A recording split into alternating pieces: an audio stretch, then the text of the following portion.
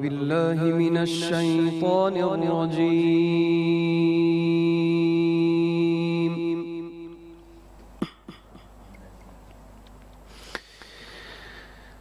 بسم الله الرحمن الرحيم.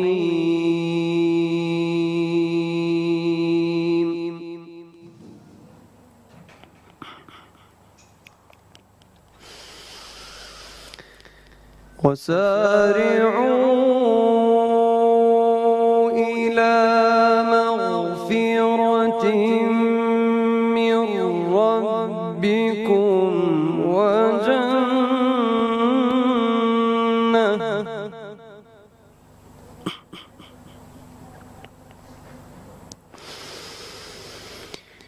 وجنة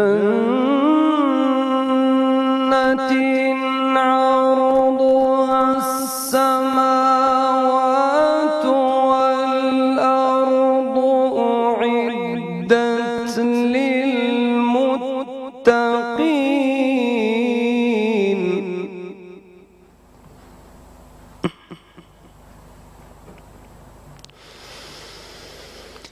الذين ينفقون في السراء والضراء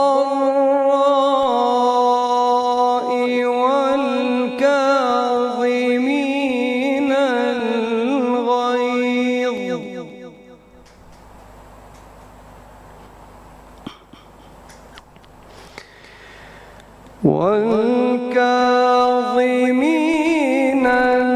الغيظ والعافين عن الناس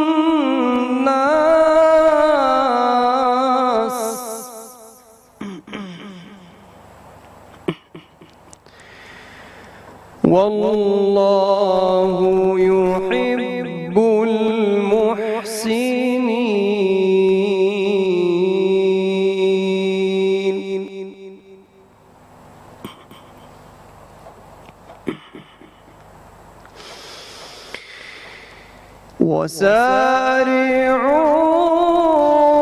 وسارعوا إلى مغفرة من ربكم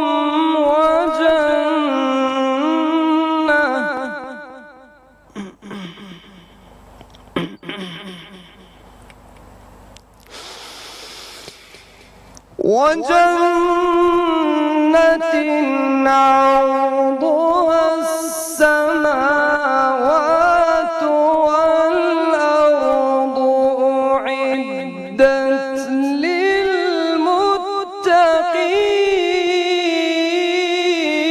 للمتقين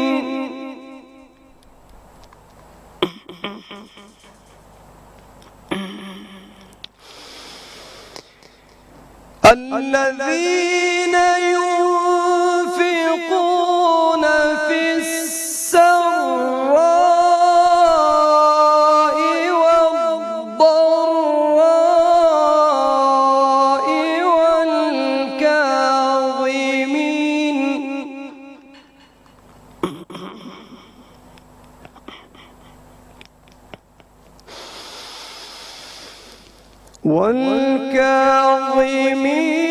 الغيظ والعافين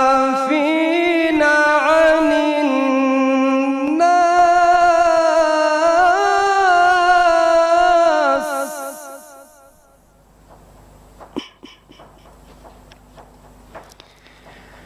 والله يحب المحسنين.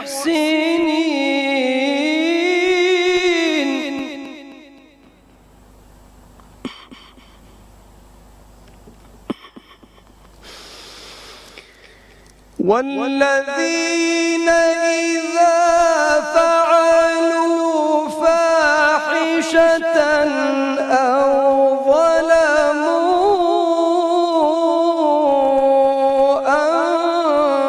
أنفسهم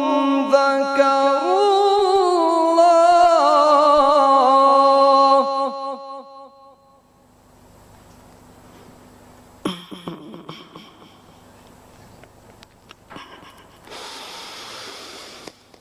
ذكروا الله فاستغفروا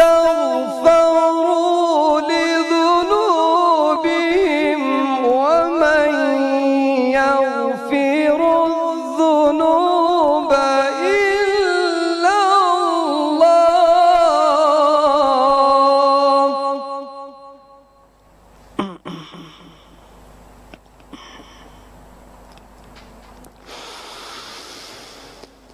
ومن يغفر الذنوب إلا الله ولم يصروا على ما فعلوا وهم يعلمون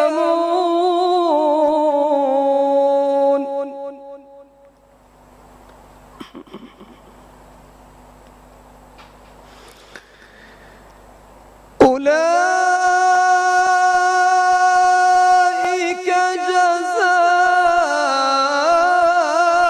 جزاؤهم مغفرة من ربهم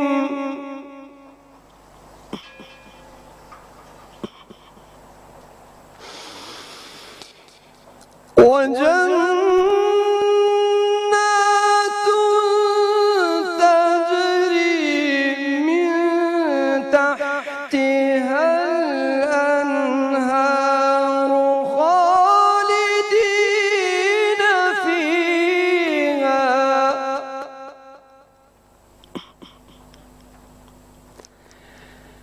ونعم أجر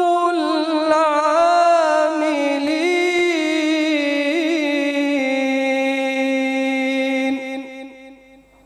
صدق الله العظيم.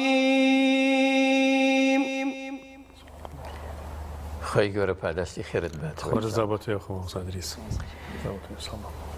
بە ناوی خوای بەخشندەی میهرەبان سڵاوتان لێبێت بینەرە بەڕێز و خۆشەویستەکانی بەرنامەی سی گەوهەر. هەموو ڕۆژێک کاتژمێر 4 دەینە خزمەتی ئەوەی بەڕێز و خۆشەویست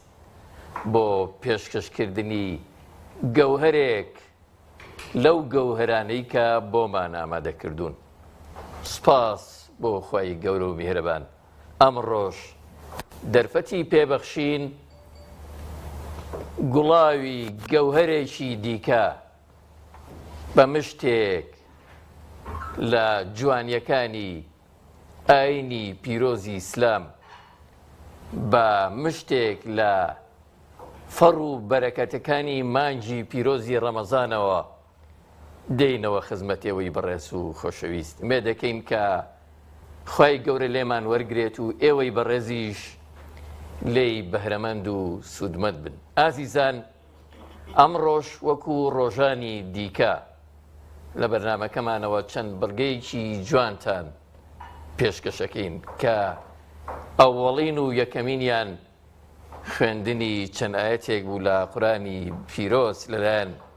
بەڕێز مامۆستا ئیدریس حەسەن کوردیەوە. دەستیان خۆش بێ و خۆی گەورە پاداشیان باتەوە. دواتریش یەکەیە کە بڕگەکان دێنینە خزمەتی ئەوەی بەڕێز و خۆشەویست و لەگەڵ بەڕێز مامۆستا شێخ فاتح یەکەی بە یەکە لە خزمەتی ئەوەی بەڕێز و عەزیزدا ئابین. وەک هەمیشەش خۆشەویستانمان لە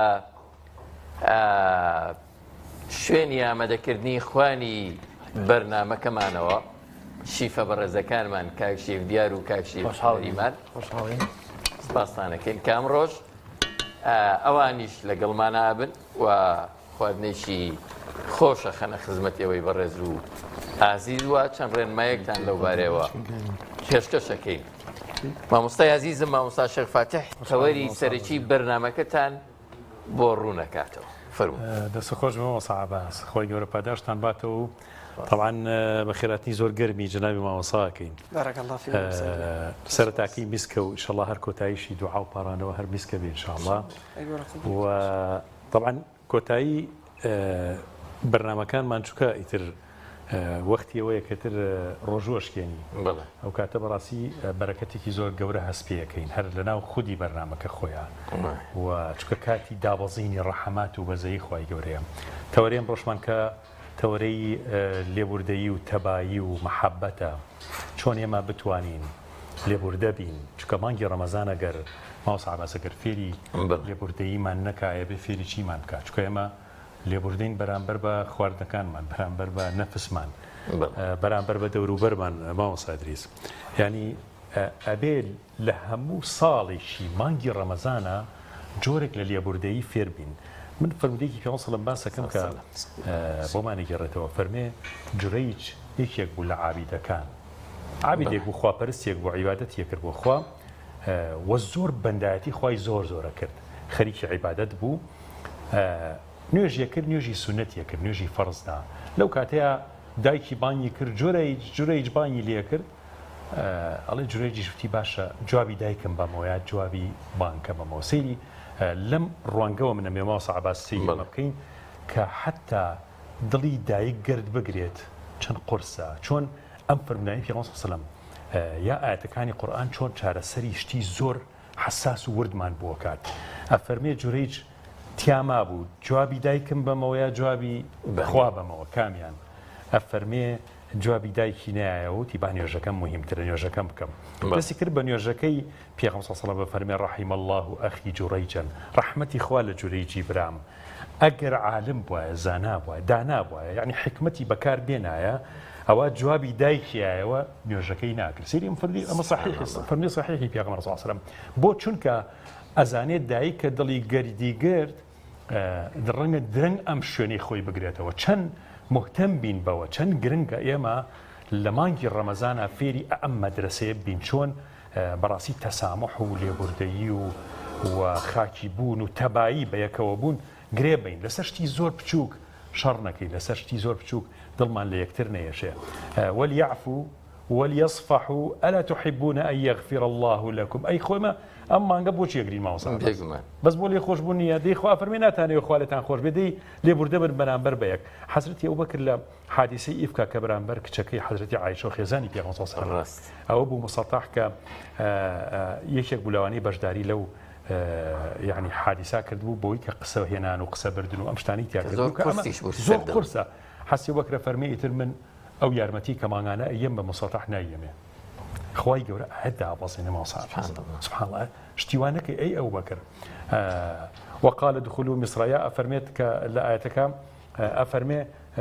اشتوانك كاتك تو عفو ليخوشبون النبي وليعفوا وليصفحوا ألا تحبون أن يغفر الله لكم هو أبي اللي بردبن ما حسد يوم بكرة فرميت آياتك نسألوا دا بصيبة أبي اللي بردبن أخوان ناتاني إخوة عفو تان كاليتان خوش به كان قرص ما صعب سيما ملبكين باتجاه غيري الربارة يعني الربارة كبر وخواري تو زوري بريك رمضان أما لكرنية أم تمرينية لخواردنا لهمو هالسوكوت أو إما مستاني برزيش تأشيدي ليه كانوا هميشه وكون ناس ناميك بو مانجا بيروزا ما نجي ليبردي توانا ايتي لێبوردەیی بە هەموو ماناکانیەوە لێبوردەیی لە نێوان مرۆڤەکانە بۆ خۆیان لە نێوان ئەندامانی خێزانێکە گەورەترین لێبوردەیی خۆی میهرەبان بەرامبەر وندەکانی ئەو ئاەتانی سوورەتی یوسف کە ماوەسا عەباس کە حەزرەتی یوسف ئەو هەموو ناڕەحەتیەتە ڕێکە چیرۆکەکە دوور و درێژ و باس کراوە بەڵام کە وەختێنە مصر فەرمێ وقال ادخلوا مصر إن شاء الله آمنين لا تثريب عليكم اليوم يغفر الله لكم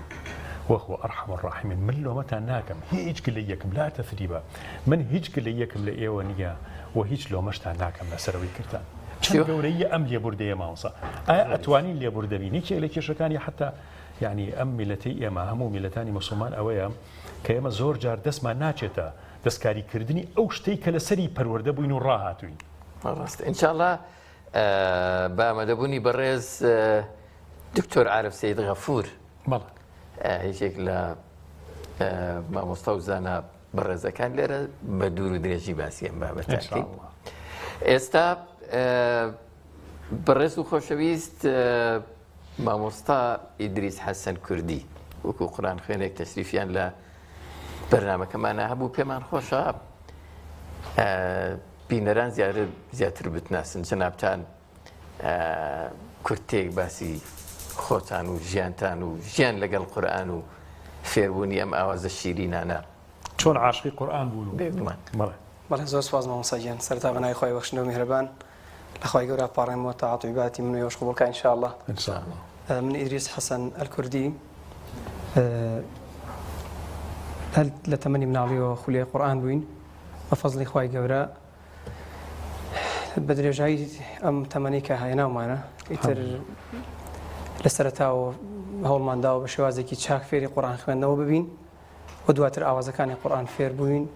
و ئەو زانستانی کە لە ضمنی قورئانان هەوڵمانداوە لە ڕێی مامۆستایانی بەڕێزمان و خۆمان شارەزا بکەین لێ و هەتا بتوانین خزمەتێک بە قورئان و بە ئەهلی قورئان بکەین. مامۆستای ئازیز ئەمە وەکو زانست و خوێندن هەم تیلاوە هەم جوان خوێندنەوە با بڵێن فێری بوون یان هەر لە مناڵیەوە جۆرێک لە بەهرەی خواییتان مامۆستا باس دەنگ خۆشی بەهرەیە بەڵێ بەڵام ئەم بەهرەیە پێویستی بەوەیە کە گرنگی پێ بدرێت. گرنگی پێدانەکەش ئەوەیە کە تۆ کۆمەڵە زانست هەیە کە تۆ دەوڵەمەند دەکات ئەبێت هەوڵیان بۆ بەی فێریان ببیت بۆ منەوەی کە باسمان کرد زانستی تەجوید خوێندنی قیڕائەیەکی مەزبوط لای مامۆستای شارەزا و پاشان فێربوونی ئاوازەکانی قورئان بە هەموو شێوازەکانی میسڕی و عێراقی و وەغەیری ئەوانش ئەبێت دەورێ ببینی لەگەڵ مامۆستایانی شارەزایە تا ئەوکو بتوانیت خۆت دەوڵەمەند بکەیت لەو مەجالەیە و هەتا بچیتە قورئان خوێنێکە بتوانی خەڵک ئیسفادە لێ بکات و خەڵک چێژ لە قورئان وەربگرێت. وەکو پێغەمبەر خوا زەیّنوا القورئان بأصواتکم. زۆر باش. کەمێک باسی ژیان لەگەڵ قورئانمان بۆ بکە ئەوەی کە جەنابەت ژیاوی و توانی و تا ئاوازێکی شیرین و تیلاوەیەکی زۆر جوان. طبعا مامۆستا باس ژیان لەگەڵ قورئان ژیانێکی تایبەتە و جیاوازە بەڕاستی. وا نازانم هیچ کەسێک لەگەڵ قورئانە ژیا بێت لە تەمەنیا پێشیمان بێت لە هەر هەنگاوێکە لەگەڵ قورئانە ناوێتی. بۆیە بەڕاستی بەرەکەتی قورئان ئەوەندە زۆرە هەرچەندە لە خزمەت یابیت یعنی هەز بە ماندووبوون ناکەیت. بۆیە بەڕاستی ئێمە ئەو تەمەنێکە لەگەڵ خزمەتی قورئانە بووین هەم لە مەدرسەکانمان هەم لە مەجای فێربوونمان کە لە سەرەتای تەمەنمان خەریک بووین بەڕاستی قەت هەستمان ماندووبوون نەکردووە بۆ ئێستاشەوە حەز ئەەکەم ینی هەرچی کاتەکانمە هەر لە 24 ساعاتەکە ئەوەندەی بتوانم بیخەمە خزمەتی قورئان چونکە بەڕاستی هەز بە ماندووبوون ناکەم بە هیچ شێوازێکە قورئانە. مامۆستا ئیدریس قورئان یەکێک لە مامۆستا عەباس صیفەتە جوانەکانی قورئانەوەیە تۆی چە کتێبێک تەشبیه بە قورئان نەبێت ڕۆمانێکە کتێبێکە چیرۆکەکەی خوێنیتەوە یەک جار خوێنیتەوە دوو جار ڕەنگە دوای 10 ساڵ حەسبی بخوێنیتەوە بەس قورئان هەموو ڕۆژێ تۆ سیر کە سورەتی یاسین تۆ هەموو ڕۆژێ بخوێنرۆ سورەتی کەهف هەموو جومعەیە خوێنی ئەوانەی کە قورئان زۆرە خوێنن بەردەوام لە خزمەتی قورئانن یا لە خزمەتی حیفزەکەیان ممیل نییە یعنی بێتاقەت نابێ ئایا ئەم هەستەش لای جەنابیشتان هەر دروستە بێ؟ بەتاکید مامۆستا قسەیەکی زۆر زۆر جوانە ئەوەی کە لەگەڵ قورئانە بێت ئەزانێت کە لەگەڵ قورئان بێزاربوون نییە یعنی هەتا لە خزمەت یابی حەزەکەی زیاتر گرنگی پێ بێت زیاتر بیخوێنیتەوە زیاتر تێڕاماین تیا بکەیت چونکە بەڕاستی واتای قورئان واتایەکی فراوانە خۆی ئەوەی وای کردووە کە ئینسان حتا لەگەڵ یابێ خۆشی بوێت. جاری وا هەیە لە پێشینە چاکانمان فەرمیوانە بە مانگێ مامۆتۆ لەسەر تەفسیری ئاەتێک یەک مانگ مامۆتۆ زیاترش ینی باس کراوە لە تەفسیری یەک ئاەت مامۆتۆ تاوەکو بتوانم حەقی بدەم و لێ تێ بگەم. بۆیە بەڕاستی ئەگەر ئەو کەسانەتی ئەگەر لەم قسانەکە لەگەڵ قورئانە هەژین. مامۆستا ئیدریس ئەگەر ئەم خاڵە تیشکێکی بخەیتە سەر مامۆستا عەباس بەعزێ جار کەیەکێ زۆر لە خزمەت قورئان هەیە قورئان نەوعێ لە بەخششی هەیە بۆی نەوعێک لە تەفسیری ئاەتی بۆ خۆیەتی یعنی ئەم حاڵەتە دروست بووە بۆ جەنابەت کە ئەگەیتە ئاەتی تەفسیرێک تایەتێ زۆر دڵ ڕۆشنەکە زۆر ئیسراحەت بەم ئاەتەکەی زۆر ماناتەیەتێک کە ڕەنگە لە تەفسیری تران نەبینی بێ. بەتاکید مامۆستا قسەیەکی زۆر زۆر جوانە بەتاکید لە هەمومانەوەمان بینیوە یعنی حتا لە مۆزوعی سەوت خۆشیە مامۆستا حەزەکەم ئەوە بژێڕم جارێک سید متەوەلی شاراوی ڕەحمەتی خوای لێبێ لەگەڵ شێخ شەحاد محەممەد ئەنوەرە لە مؤتەمەرێکا دعوەتن بەیەکۆ طبعا سید متەوەلی بۆ ئەوەی کە تەفسیری ئاەتەکانی قورئان بکە مفەسیر بووە شێخ شەحادش یەکە لە قورئان خوێنە زۆر بەناوبانگەکانی میسر هەوەکو دەستپێکی چۆن بەرنامەیە من قورئانم خوێن لە خزمەت جەنابتانە شێخ شەحاد ڕوا لەسەر مەنەسەکە قورئانە خوێنێت ئاەتەکانی قورئانە خوێنێ بۆ شێوازەیە کە ئەدایەکات پاشان تەواو بێت سید متەوەلی لەسەر جەنابی کە قساکە ڕۆکاتە بینەرەکان ئەڵێت بەڕاستی من نازانم باسی چی بکەم شەحاد هەموو شتێکی باس کرد تفسيری هەموو ئاەکانی کرد هەنی من چۆن تفسیری ئاەکان تام بکەم بۆیە زۆر زۆر حتا بە سەوت تفسیری قورئانەکات چکە مقامەکان ئەگەر باسی هەریان بکەی تایبەتە بە کۆمەڵێک ئاەتی دیاری کراوە تۆ کاوەتی باسی مقامی حیجازەکەی حیجاز تایبەتە بە مقامی بە دوعاکان بە مەشهدەکانی قیامەت ئەتر کە تۆ هەر کاتێک قورئان خوێن ئەم مقامەی خوێن ئێستا هەستەکەی کە تۆ باسی شتێکە کە ئەدبا بۆ دنیایەکی تر بۆیە بەڕاستی مامۆستا عەباس هەر دوایی ئینشەڵا عەباسی ئەو مەقامەت کرد ئەگەر بکرێ چەند دوعای بە شێوەی ئەو ینی لەحنەی کە جەنابە فەرموود ئەو ئاوازی کە جەنابە فەرموود زۆر باشە ئەوە ئەکەین بەڵام مامۆستا بەڕێز کەمێک باسی ئەو ئاوازەی کە لە سەرەتاوە لە دەستپێکا قورئانت پێخوێن ئەوە چ جۆرە ئاوازێکەوە ئاوازی دیکە ئەگەر چەنایەتێکمان لە ئاوازێکی دیکەش بۆ طبعاً مامۆستا گیان ئەوەی کە ئێمە ئێستا خوێنمان لە خزمەتانە ئەوە تیلاوەی مسری پێوترێت شێوازی مجەوەدی پێوترێت میسرەکان ئەم شێوازە زۆرە خوێنن و هی خۆیانە بەڕاستی مەڕێکی بە ناوی ئەوانەیە ئێمە چەند مقامێکمان تیا خوێن سەرەتا بە مقامی بەیاد دەستم پێ کرد و پاشان بەیاتێکی شووریم خوێند خۆی کەمی بەرنامەکەەوە زۆر تەفاسیلمان نەدا پێی و پاشان شمە مقامی ڕست و پاشان مقامی سێگام تۆزی خوێند و پاشان شمە مقامی حیجاز و کۆتاییم پێێنا بە بەیات زۆر باش ئەگەر بفەرمونون هەندێک زیاتر دڵمان ڕۆشنکەن بە ئاوازە شیرینەکانی قورئان خوێند خی وەراسانی کە ئینشاءالله لە خزمەتانە مامۆستا ئامادەیەکە ماشەڵڵا مامۆستا عەباس بارانێکی پڕ ڕەحمەتی ژەبارەیە ماشەڵڵا ئەمڕۆ ئێمە ئێستا لێرە نازانم لە شوێنەکان هەم ئێمە باسی ڕەحمەتەکەین هەم ئەوەی کە خۆی گەورە پێمانە بەخشێ لە باران ڕەحمەتە خۆی گەورە ئینشاءالله بیگەڕێمە ڕەحمەت اللهم آمین ئینشاءالله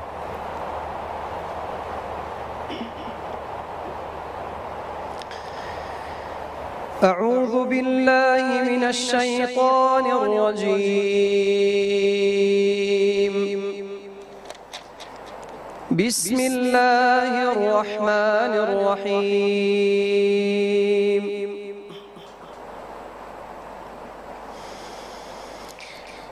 وقضى ربك ألا تعبدوا إلا إياه وبالوالدين إحسانا إما يبلغن عندك الكبر أحدهما أو كلاهما فلا تقل لهما أف أحدهما أو كلاهما فلا تقل لهما أف ولا تنهرهما وقل لهما قولا كريما واخفض لهما جناح الذل من الرحمة وقل رب ارحمهما كما ربياني صغيرا ربكم أعلم بما في نفوسكم إن تكونوا صالحين فإنه كان للأوابين غفورا وآت ذا القربى حقه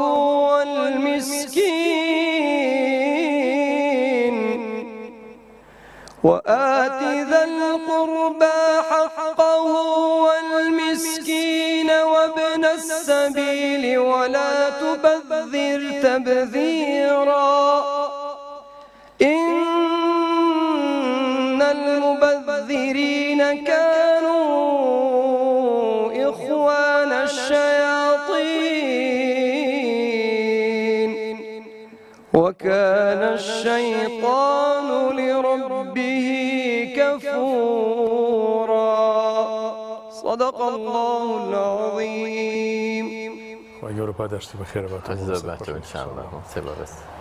ما صعب أزيان وأزان ما وصل تشريفي هنا تشريفي هنا إن شاء الله لخدمتي أبي إن شاء الله فرمو بینەرە بەڕێز و خۆشەویستەکان بەڕێز دکتۆر عارف سەید غەفور میوانی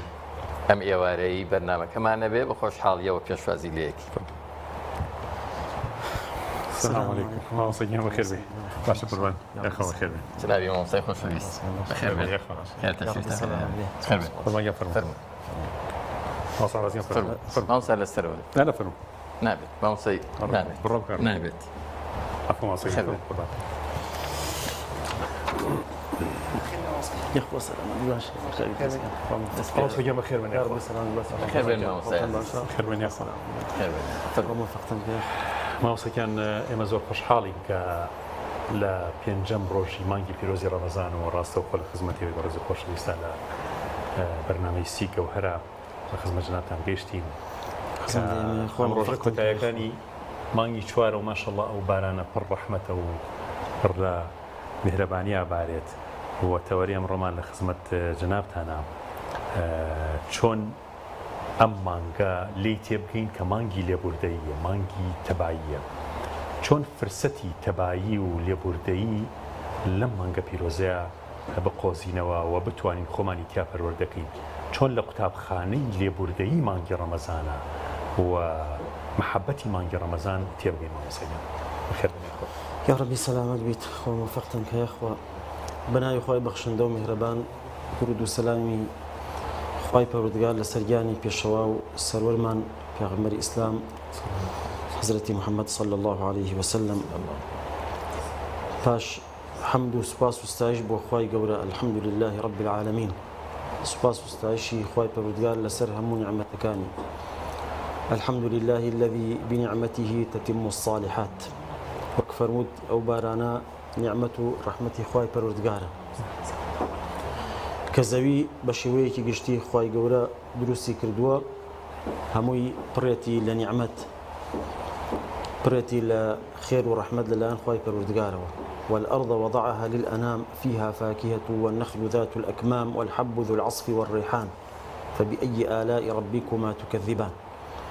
ئەم زەویە خوای پەروەردگار دروستی کردووە بەم شێوەیە دایناوە بۆ بەندەکانی کە لەسەری ئەژین کەوا چەندین جۆر میوە و دانیوەڵی تایە تەنانەت گوڵ و ڕێحانەی تایە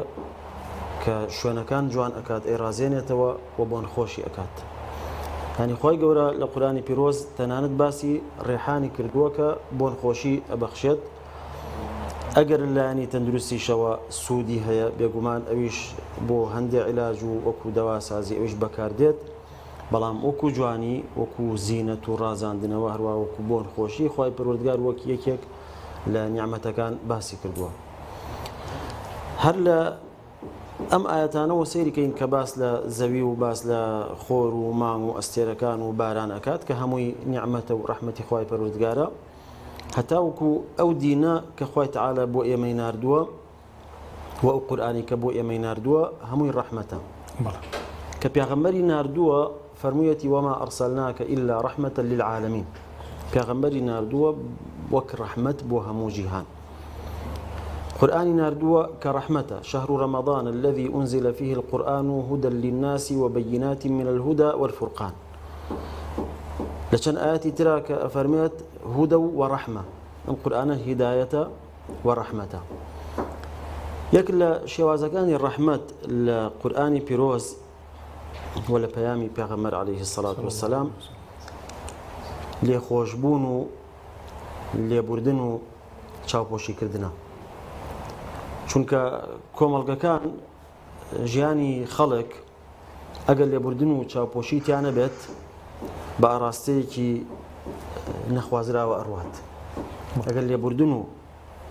چاوپۆشی نەبێت هەندێکات ئەگاتە حەدی شەڕ و ناخۆشی و پشێوی تا حتا ئەگاتە کوشتن و لە ناوبردنی یەکتر کاتێک کەسێک هەڵەیەک بەرامبەر کەسێکی تر ئەکات ئەگەر ئەو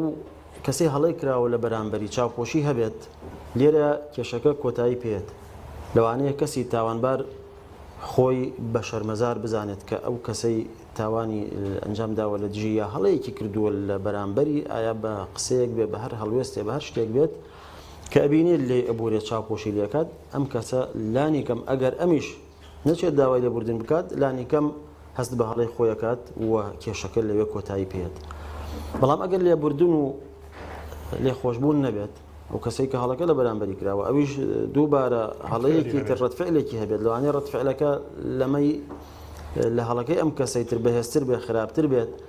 دووبارە ئەویش ڕەتفعلێکی تر و ببێتە شەڕ و پێکدادان و ڕوبەڕووبوونەوەیەکی وەها کە زۆر سەرئەنجامی نەخوازرا و کارەساتی لێ بکەوێتەوە وەکو ئەو حاڵەتانی کە ئەبینرێ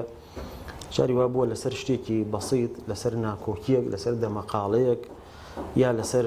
مڵکێکی زۆر کەم یا لەوانەیە لەسەر ترافیک لایتێک بینی ومانەکەەوە لە ئەم وڵاتی خۆمانە گەشتوتە حاڵەتی کوشتن ئەم کەسە حتمما لەسەر شتێکی ئەوە کەس ناکوژێت بەڵام دیارە ئەو کەسە هەڵچووە کە بۆ نمونە فولەکەی بۆ لێداوە یا بۆڕێنەکەی بۆ لێداوە یا قسەیەکی پێوتووە لە بەرامبەر ئەوە یا قسەیەکی کردووە ئەوش قسەیەکی تری کردووە گەشتوتە ئەو حاڵەتانە ئێمە کە لە مانگی ڕەمەزانان کە خوای پەروەردگار ئەم ڕۆژوەی بۆ داناوین بە نەسی قورئان و بە فەرمودەکانی پێغەمبەر عەلەیهی السەڵات وەسەلام ڕۆژ و گرتن بریتیە لە ڕاهێنانی نەفس ڕاهێنانی نەفس لەسەر سەبر تەحەمل خۆراگری لە بەرامبەر شەهوەت و ئارەزووەکان واروەها لە بەرامبەر هەڵچوونی نەفس چونکە ڕاهێنان و ڕیاضەی نەفس تەنها بریتینە لە مەسەلەی خواردن و خواردنەوە وەکو معلومی جەنابی شتانە زانایەک وەکو ئیمامی غەزالی بۆ نمونە زۆر تەکیدیان لەسەر ئەوە کردووە کەوا ڕیاضە و مجاهدەی نەفس بکرێت لێکێک لەو ئافەتانە کە لە نەفسی ئینسان هەیە تووڕەبوونە غەضەب یەکێ لە ئافەتەکان بەکارهێنانی زمانە بە شێوەیەکی نەشیاو یعنی سەیرەکەی ئافات و لیسان باس کراوە یعنی ئەمانیان بە ئافات باس کردووە کە کەسێک زمانی بە شێوەیە بەکاربهێنێت کە هەستی بەرامبەرەکەی بریندار بکات یا بە شێوەی نەشیا و خراپ باسی بکات کە ئەبێتە غەیبەت یا دووڕووی بکات کە لە نێو خەڵکا کە ئەمە ئەبێتە هۆی تێکچوونی بینی ئەو کەسانە بۆیە ڕۆژ و گرتن کە خوای پەروەردگار دایناوە پێغەمبەر عەلەیهی السەڵات وەسەلام باسی کردووە ئینسان فێری سەبر و خۆڕاگری ئەکات خواردن و خواردنەوەیەک حەزت لێیە برسیتە زۆر تینوتە بەڵام خۆت ڕائەگریت ئەڵێیت ئەمە ناکرێت تا ئێوارە ئەم خواردنە بخۆم لەبەرەوەی بە ڕۆژوم ئیتر خۆ کەسیشت لێ دیار نییە خۆت تەنهای لە شوێنەکە بەڵام ئەزانی کە ئەمە ڕۆژۆکەت بەو شتە ئەشکێت ئەگەر پەرداخی ئاو بێ ئەگەر دەنکە خورمایەکیش بێت دیار لەوە کەمتریش نایخۆیت لەبەر ئەوەی کە ئەزانی ڕۆژۆکە سنوورێکی هەیە ئەمە ناهێڵە لەم کاتەیە ئەم خواردنە بخۆیت گەلایانی نەفس و دەرونیش هەروەها زۆر شتێ ئینسان لەوانەیە حەزی لێبێ بەڵام دروست نەبێ ڕەوانە بێت یاخود لە کاتی تووڕەبوون و هەڵچوون ئینسان هەستێکی لا دروستە بێ حەزەکات تۆڵە لە بەرامبەرەکەی بکاتەوە بە شێوەیەک ڕەتفعلێکی هەبێت کاریگەریەکی ڕێدێکی بەقوتی هەبێ بەڵام ئەمانە ئەبێ ئینسان سنووری بۆ دابنێ بۆی پێغەمبەر عەلەیهی السەڵات وەسەلام کە باسی ئەو حاڵەتەی کردووە فەرموویەتی کاتێک کەسێک لە ئێوە بە ڕۆژوو بوو با لەو ڕۆژە هیچ شتێکی خراپ نەڵێ جنێو نەدا هیچ شتێکی نەشیاو بەسەر زمانیان نەیەت حتا ئەگەر کەسێکیش جنێوی پێدا یا قسەیەکی پێوت ئەم بڵێ من بە ڕۆژوم فإن سابه امرؤ أو شتمه فليقل إني صائم ماوسا ئەو من بە ڕۆژومە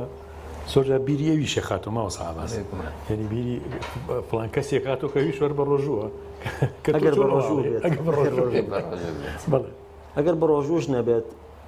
لانی کەم خۆ هەست بەوە کاکە ئەمە حرمەتی ئەو ڕۆژوانە بگرێت و بتوانن هەردووکیان زاڵبن بەسەر نەفسی خۆیانە چونکە لە قورئانی پیرۆزیشە لە چەندین ئایەت باسی لێخۆشبوون لێبوردن کراوە لە سوورەتی ئالی عیمران کە خوای گەورە باسی بەهەشتی کردووە و فراوانی بەهەشت کە فراوانیەکەی ئەرز و ئاسمانەکانە وسارعوا إلى مغفرة من ربكم وجنة عرضها السماوات والأرض أعدت للمتقين صفاتی ئەم متقیانە باسەکە کە ئەم بەهەشتە بەم شێوە فراوانە ئامادە کراوە بۆ بەندە چاکەکان بەندە متقیەکان کێن ئەو بەندانە صفاتیان چۆنە الذين ينفقون في السراء والضراء والكاظمين الغيظ والعافين عن الناس والله يحب المحسنين ئەوانەی کەوا ماڵ ئەبەخشن یارمەتی خەڵک ئەدەن لە کاتی خۆشی و ناخۆشیە یعنی تەنانەت ئەو کەسە لەوانەیە خۆی لە کاتی ناخۆشیە بێت لەوانەیە تەعزیەبار بێت لەو کاتێ بەڵام هەر هێشتا هاوکاری خەڵکەکات دەست یارمەتی بۆ خەڵک درێژەکات والكاظمين الغيظ ئەوانەی کەوا ڕقی خۆیان ئەخۆنەوە یعنی ڕقێک تووڕەبوونێک لە دڵی هەیە هەڵچوونێک هەیە بەڵام لەبەر خاتری خوا لەبەر ڕەزامەندی خوا زاڵە بێ بەسەر ئەو ڕق و ئەو تووڕەبوونەیە والعافين عن الناس و لە خەڵکی خۆش ئەبن والله يحب المحسنين وخواي پروردگار چاکەکارانی خۆش ئەوێت. ئەڵێن جعفەری صادق خزمەتکارێکی هەبووە لەو کاتەیە کە دەستنوێژی گرتووە، ئەو کاتە وەکو تەشتێک و ئەم جۆرە شتانە بەکار هاتووە و سوراحیەک کەسێ ئاوەکەی کردو بەدەستیا و ئەمانە وەسائل وەکو ئێستا نەبووە. ئیتر لەو کاتە تەشتەکە بەرزەکاتەوە بەردەم و چاوی ئیمام جعفەری صادق ئەکەوێت، ئەوش زۆر تووڕا بێ ئازاری پێگات لەوانەی برینداریش بوو بێت کە سەیرەکات، ئەوش لەو کاتەیە یەکسەر ئەڵێ وەالکاظیمینا الغەیظ، ئەم پیاوە خادمەکە ئەڵێ دەی کەظەمت غەیظی، تووڕە بووم بەس ئیتر هیچ ناڵێم، تووڕەبوونی خۆم خواردەوە، چونکە عادەتەن خەڵک لەو حاڵەتانە لانی کەم دەست بشکیەوە هەم جۆرە شتانە ئەم قسانە ئەکات،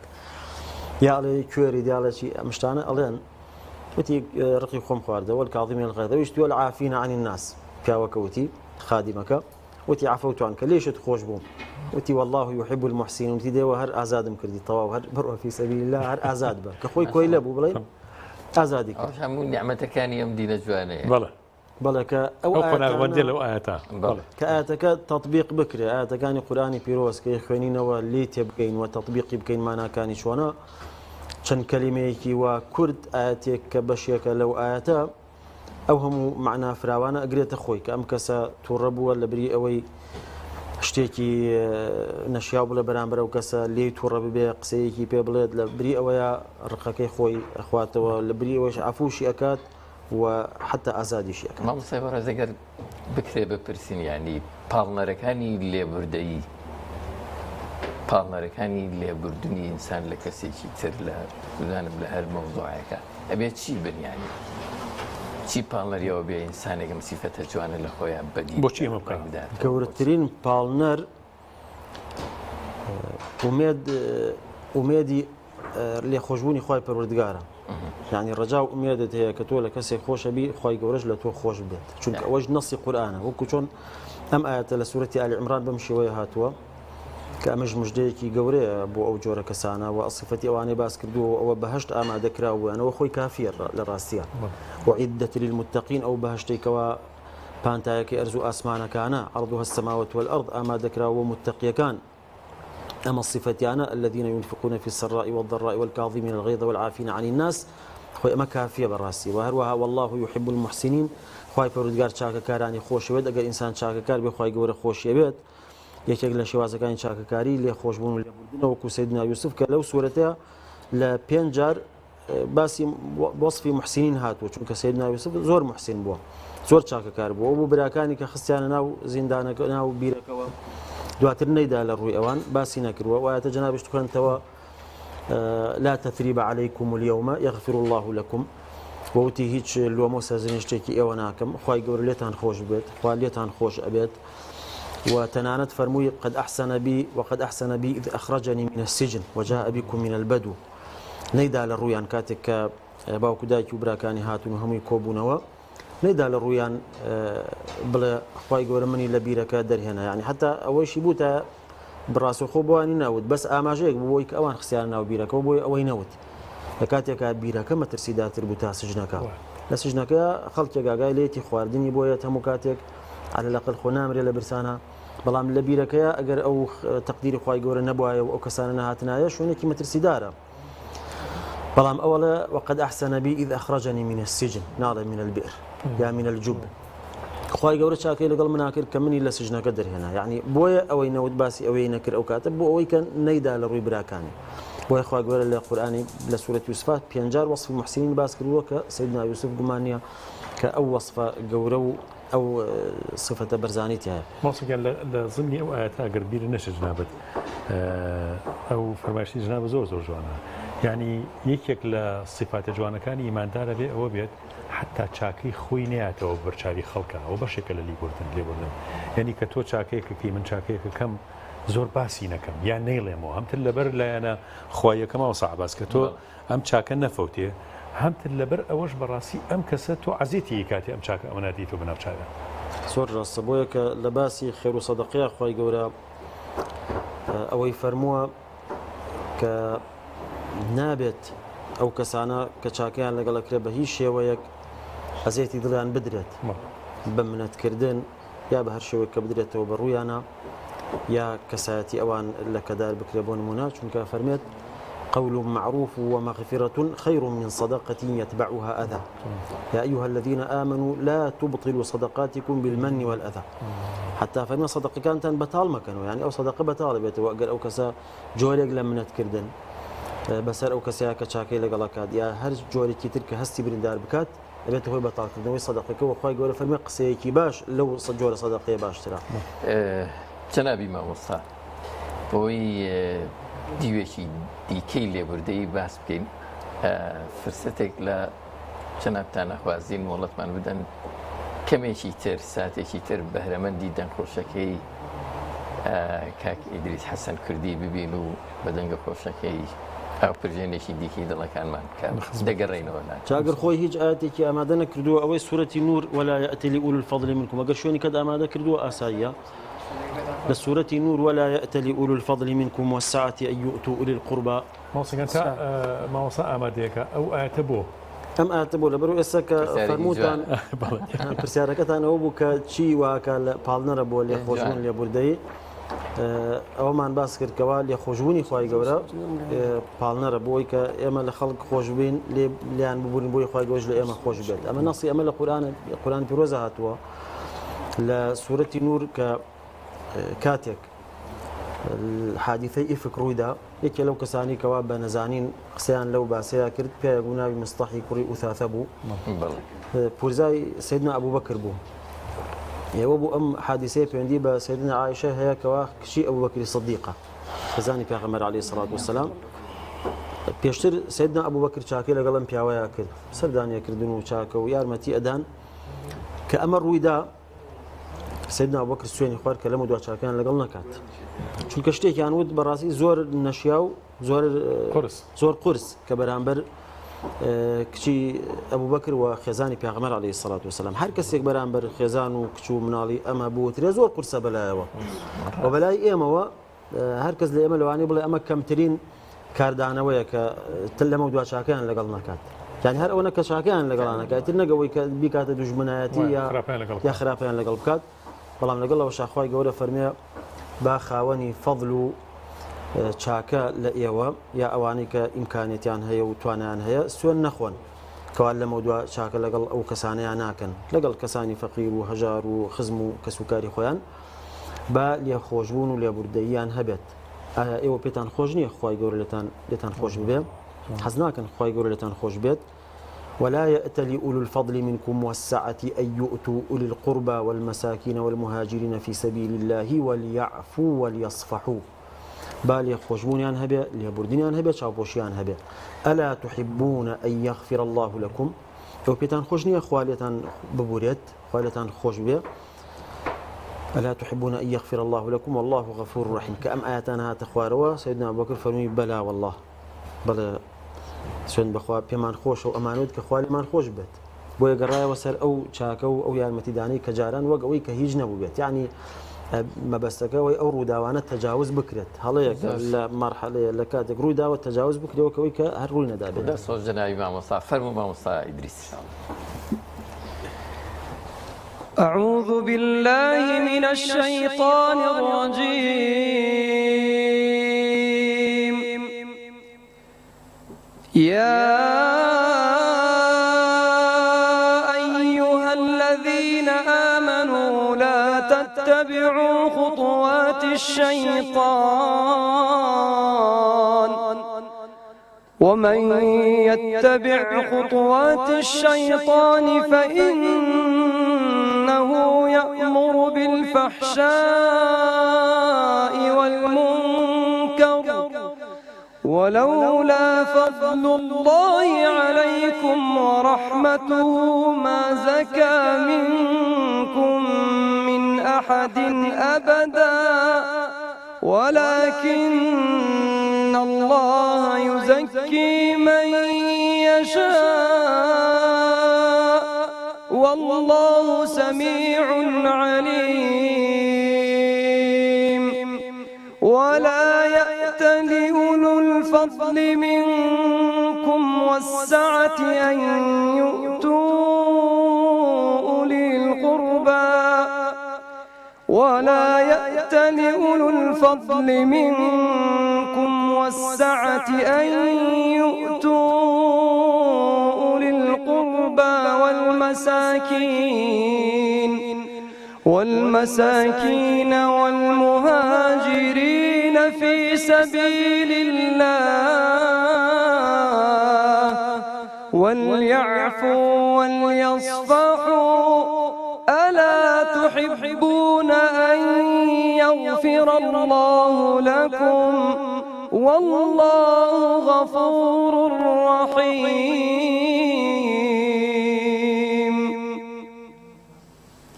خی گەورە پاداشتە باتەوە مامۆستا بەڵێ مامۆستاگیان هەر لە سەر تەورەکەی خۆمان کە بابەتی لێبوردەیی و تەبایی مامۆستا عەباس فەرمودەیەکی پێغەمبەر صلی الله علیه و سەلەم هەیە هەرچەند ڕەنگە جەنابیش ئاماژە بە فەرمودەکە بکەی ئەگەر پێمان باش بێت جەنابتان هەڵسەنگاندن بۆ فەرمودەکەش کە باس لە قەنتەڕاکە مامۆستا لە ڕۆژی قیامەت لە دوای پردی سیرات شوێنێکی تر هەیە کە پردێکە جسرێکە پێوتری قەنتەڕە ئەم قەنتەڕە وەکو ئەفەرمێ لەوەیە کەسەکە ڕزگاری بۆ لە مەحشەر ڕزگاریشی بۆ لە پردی سیرات بەڵام لە قەنتەڕەیە ئەوێسێنرێن پرسیار و جواب بکرێت لە هەموو خەڵک پێشەوەی بچنە بەهەشت کە کێ غیل و حەسەد و ڕق و ئەمانەی لەگەڵێکی ترا بەکارهێناوە ئەیهێنن لێرا خوای گەورە بۆ ئەوەی هیچ نەمێنێت لە دڵیانە بەم کەسە ئەڵێ تۆ لەم کەسە خۆش بە ئیشەڵێ لێ خۆش نابم دەی ئەم کۆشکە تێنێ ئەو شتە تێنێ ینی موساومەیەک ماوەسا لەوێ دروستە بێ وەکو ئەفەرمێت تا ئەم کەسە لەو کەسە خۆشە بێت و یەکگردنی یەکتر ئازاکەن بەو شێوەی کە خوای گەورە هەردوو لە ڕازیەکان ئینجات لە باشت جامە بەسەکەی من ئەوەی ماوەسا ئەم لێبوردەیە ئێمە بە حتمی ئەگەر ئەهلی بەهەشت بین ئینشاء الله لە پێش بەهەشتا ئەم حقد و ڕقوشتە لە دڵمان دەرەهێنرێت کۆتایی بەم شتێت بۆچی ئێمە لە دنیا ئەم فەزڵەوەکو جەنابەت فەرمووکو ئاەتەکەی قورئانە فەرمێ مامۆستا عەباس بۆ ئەم فەزڵە دەست خۆمان نەخین لە مانگی ڕەمەزانە ینی ئەگەر ڕقەبەرایەتیەک ئەگەر ناتەباییەک بە تایبەتی ئێستا مامۆستا لە ناو موسڵمانانە بەڕاستی ئەم هەموو جیاوازی و تەفرەقە و گروپ سازی و کۆمەڵە یا ڕق هەڵسان و ڕقت و ڕەبوون لە خەڵک و حتا دوژمنایەتیکردنی ئەهلی مزگەوت بە منافق پیشاندانی ئەهلی مزگەوت تەفسیقکردنی تەبدیعکردنی ئەهلی مزگەوت و ئیماندارانی پێشین و ئەولیا و ساڵحەکانی پێشیمان ئەمە چه خزمەتێ بە ئێمە ئاکا ئێمە ئەم تەباییە واجبێکی ئیمانی و ئیسلامیە لەسەر بانەبێت جێبەجێ بکەین ئەم محەبەتە ئەبێ جێبەجێ بکەین چۆن ماوەسا ئاوا کۆتایی بەم ڕقوقینە بێنین لە مانگی ڕەمەزانە لە ڕاستیە لە دنیا و لە بەهەشتیش خوای گەورە باسی ئیماندارانی کردووە کە ئەبێ ڕقوقینە لە دڵیان نەبێ بەرامبەر ئیمانداران لە دنیا خوای گەورە فەرمێت یەکێ لەو دوعایانەی کە ئیمانداران ئەیکەن ولا تجعل في قلوبنا غلا للذين آمنوا كدعاء كان والذين جاءوا من بعدهم يقولون ربنا اغفر لنا ولإخواننا الذين سبقونا بالإيمان ولا تجعل في قلوبنا غلا للذين آمنوا إيمان دار أبي أوندا رحم خۆشەویستی هەبێت بۆ ئیماندارانی تر کە دوعا بکات بۆ هەر هەموو ئیمانداران ئەوەشی کە لە پێش ئێمە و بە ئیمانەوە ڕۆشتن یان ئەوەشی کە 1000 ساڵ پێش ئێستا ڕۆشتووە کە ئێمە هەر ناویشی نازانین و هیچمان لەبارەوە نەبیستووە بەس ئیماندار بۆ دوعای بۆکەن کە خوای گەورە لێ خۆش بێت ئەوەی کە ئێستا لە ژیانایە حتمما نەبێ بۆ ئەوانش دوعایان بۆ بکەیت و دوعا بکەیت کە خوای گەورەش هیچ جۆر ڕق و کینەیەک لە دڵتان نەهێڵێ بەرامبەریان ولا تجعل في قلوبنا غلا للذين آمنوا غیل بریتە لە ڕق و کینە بۆ یەکێ لە صفەتەکانی بەهەشتیش ئەوەیە کە ئەوانەی لە بەهەشتان هیچ جۆرە ڕقێک لە بەرامبەر یەکتر لە دڵیانە نییە ونزعنا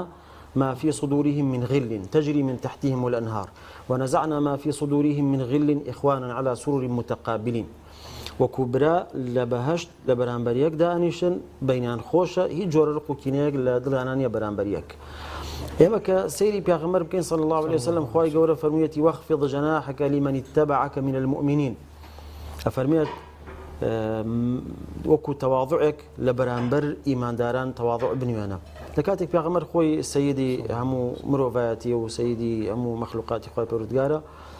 أو مقام برزي هيك خواي قوري في بخشيوة لقال وشا أخوة فرمي تواضع تبي واخفض جناحك لمن اتبعك من المؤمنين ولو كنت فظا غليظ القلب لانفضوا من حولك أجر كسيك يد الرغب ويتايا قسەد ڕق بواە خەڵکی بەو شێوەیە لە دەورت نەبوون کاتێک کە سەیرەکەیت خەڵکێکە بۆ محاوەلەی کوشتنی پێغەمبەری کردو عەلەیهی سەڵات وەسەلام لەو کاتەیە پێغەمبەری خوا پێی زانیوە لێ ئاگادار بووە دەست بەجێ لێ خۆش بووە ئەمە لە سەرکردەکانی دنیا مەحاڵە شتێکی وا ببینێت ئەگەر کەسێک بەو شێوەی سلاح هەڵبگرە بەرامبەر سەرکردەیەک بیکوژێت ئەنجا ئەو سەرکردەیە پێی بزانێت و وەزارش بێ بەسەریا تۆ ناهێ بەسەریا ئامادەیە بەو شێوەیە لێ خۆش بێ لە کاتێکا پێغەمبەر عەلەیهی سەڵات وەسەلام ئەمەی زۆر بەسەر هاتووە یعنی لە سەفەرێکا بووە لەو کاتەیە کە ئەمە کەماندوو بوون هەر یەک لە هاوڵان چوونەتە ژێر سێبەری دارێ شتێک لەو شوێنەیە پێغەمبەر عەلەیهی سەڵات وەسەلام خۆی تەنیا لە ژێر سێبەری دارێکا بووە لەو کاتەیە جابیر کوڕ عەبدوڵڵا گیرەتەوە بانی کردین پێغەمبەر عەلەیهی سەڵات وەسەلام فەرمووی ئەمە من خەوتو بووم وتی سەیرەکەین پیاوێک لەلای دانیشتووە پێغەمبەر کە بانی کردین فەرمووی خەوتو بووم کە چاوم کردووە سەیرەکەم پیاوە شمشێرەکەی بەدەستەوەی و لە سەرم ڕاوەستاوە ئەڵێ ئێستا کێ ڕێگریت لێکە کێ دیفاعت لێکە ئەگەر کێ ڕزگارتکە لە دەستم ئەگەر بتکوژم ئەڵێ پێغەمبەر فەرمووی وتم ئەڵڵا خوای گەورە ڕزگارم مەکات شمشێرەکە لە دەستی کەوتە خوارەوە و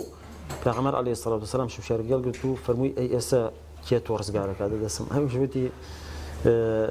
مەم کوژە داوای لێخۆشبوونەکەم و بەڵێن تێمێکەوە پێغەمبەری خوا فەرمووی ئەی شایەتیەکەون پێغەمبەری خوام وتینە یعنی تەنانەت ئەو بەڵێنەشی نەدا کە مسلمان بێ ئەکرێت دواتر مسلمان بێت بەڵام لەو کاتەیە بەڵێنی مسلمانبوونیشی نەدا بەس وتی بەخراپە باست ناکەم یا ڕێگرێکم لەوەی کەسانی بەخراپ باسکەم جۆرە شتانە حتا ئەوەشی نەوتایە پێغەمبەر عەلەیهی سەڵات وەسەلام لێخۆشە بوو چونکە کە داوای لێخۆشبوونی کرد حتمما پێغەمبەری خوا ئەوەندە گەورە و میهرەبانە ئەوەندە دڵی گەورەیە کە ئامادەیە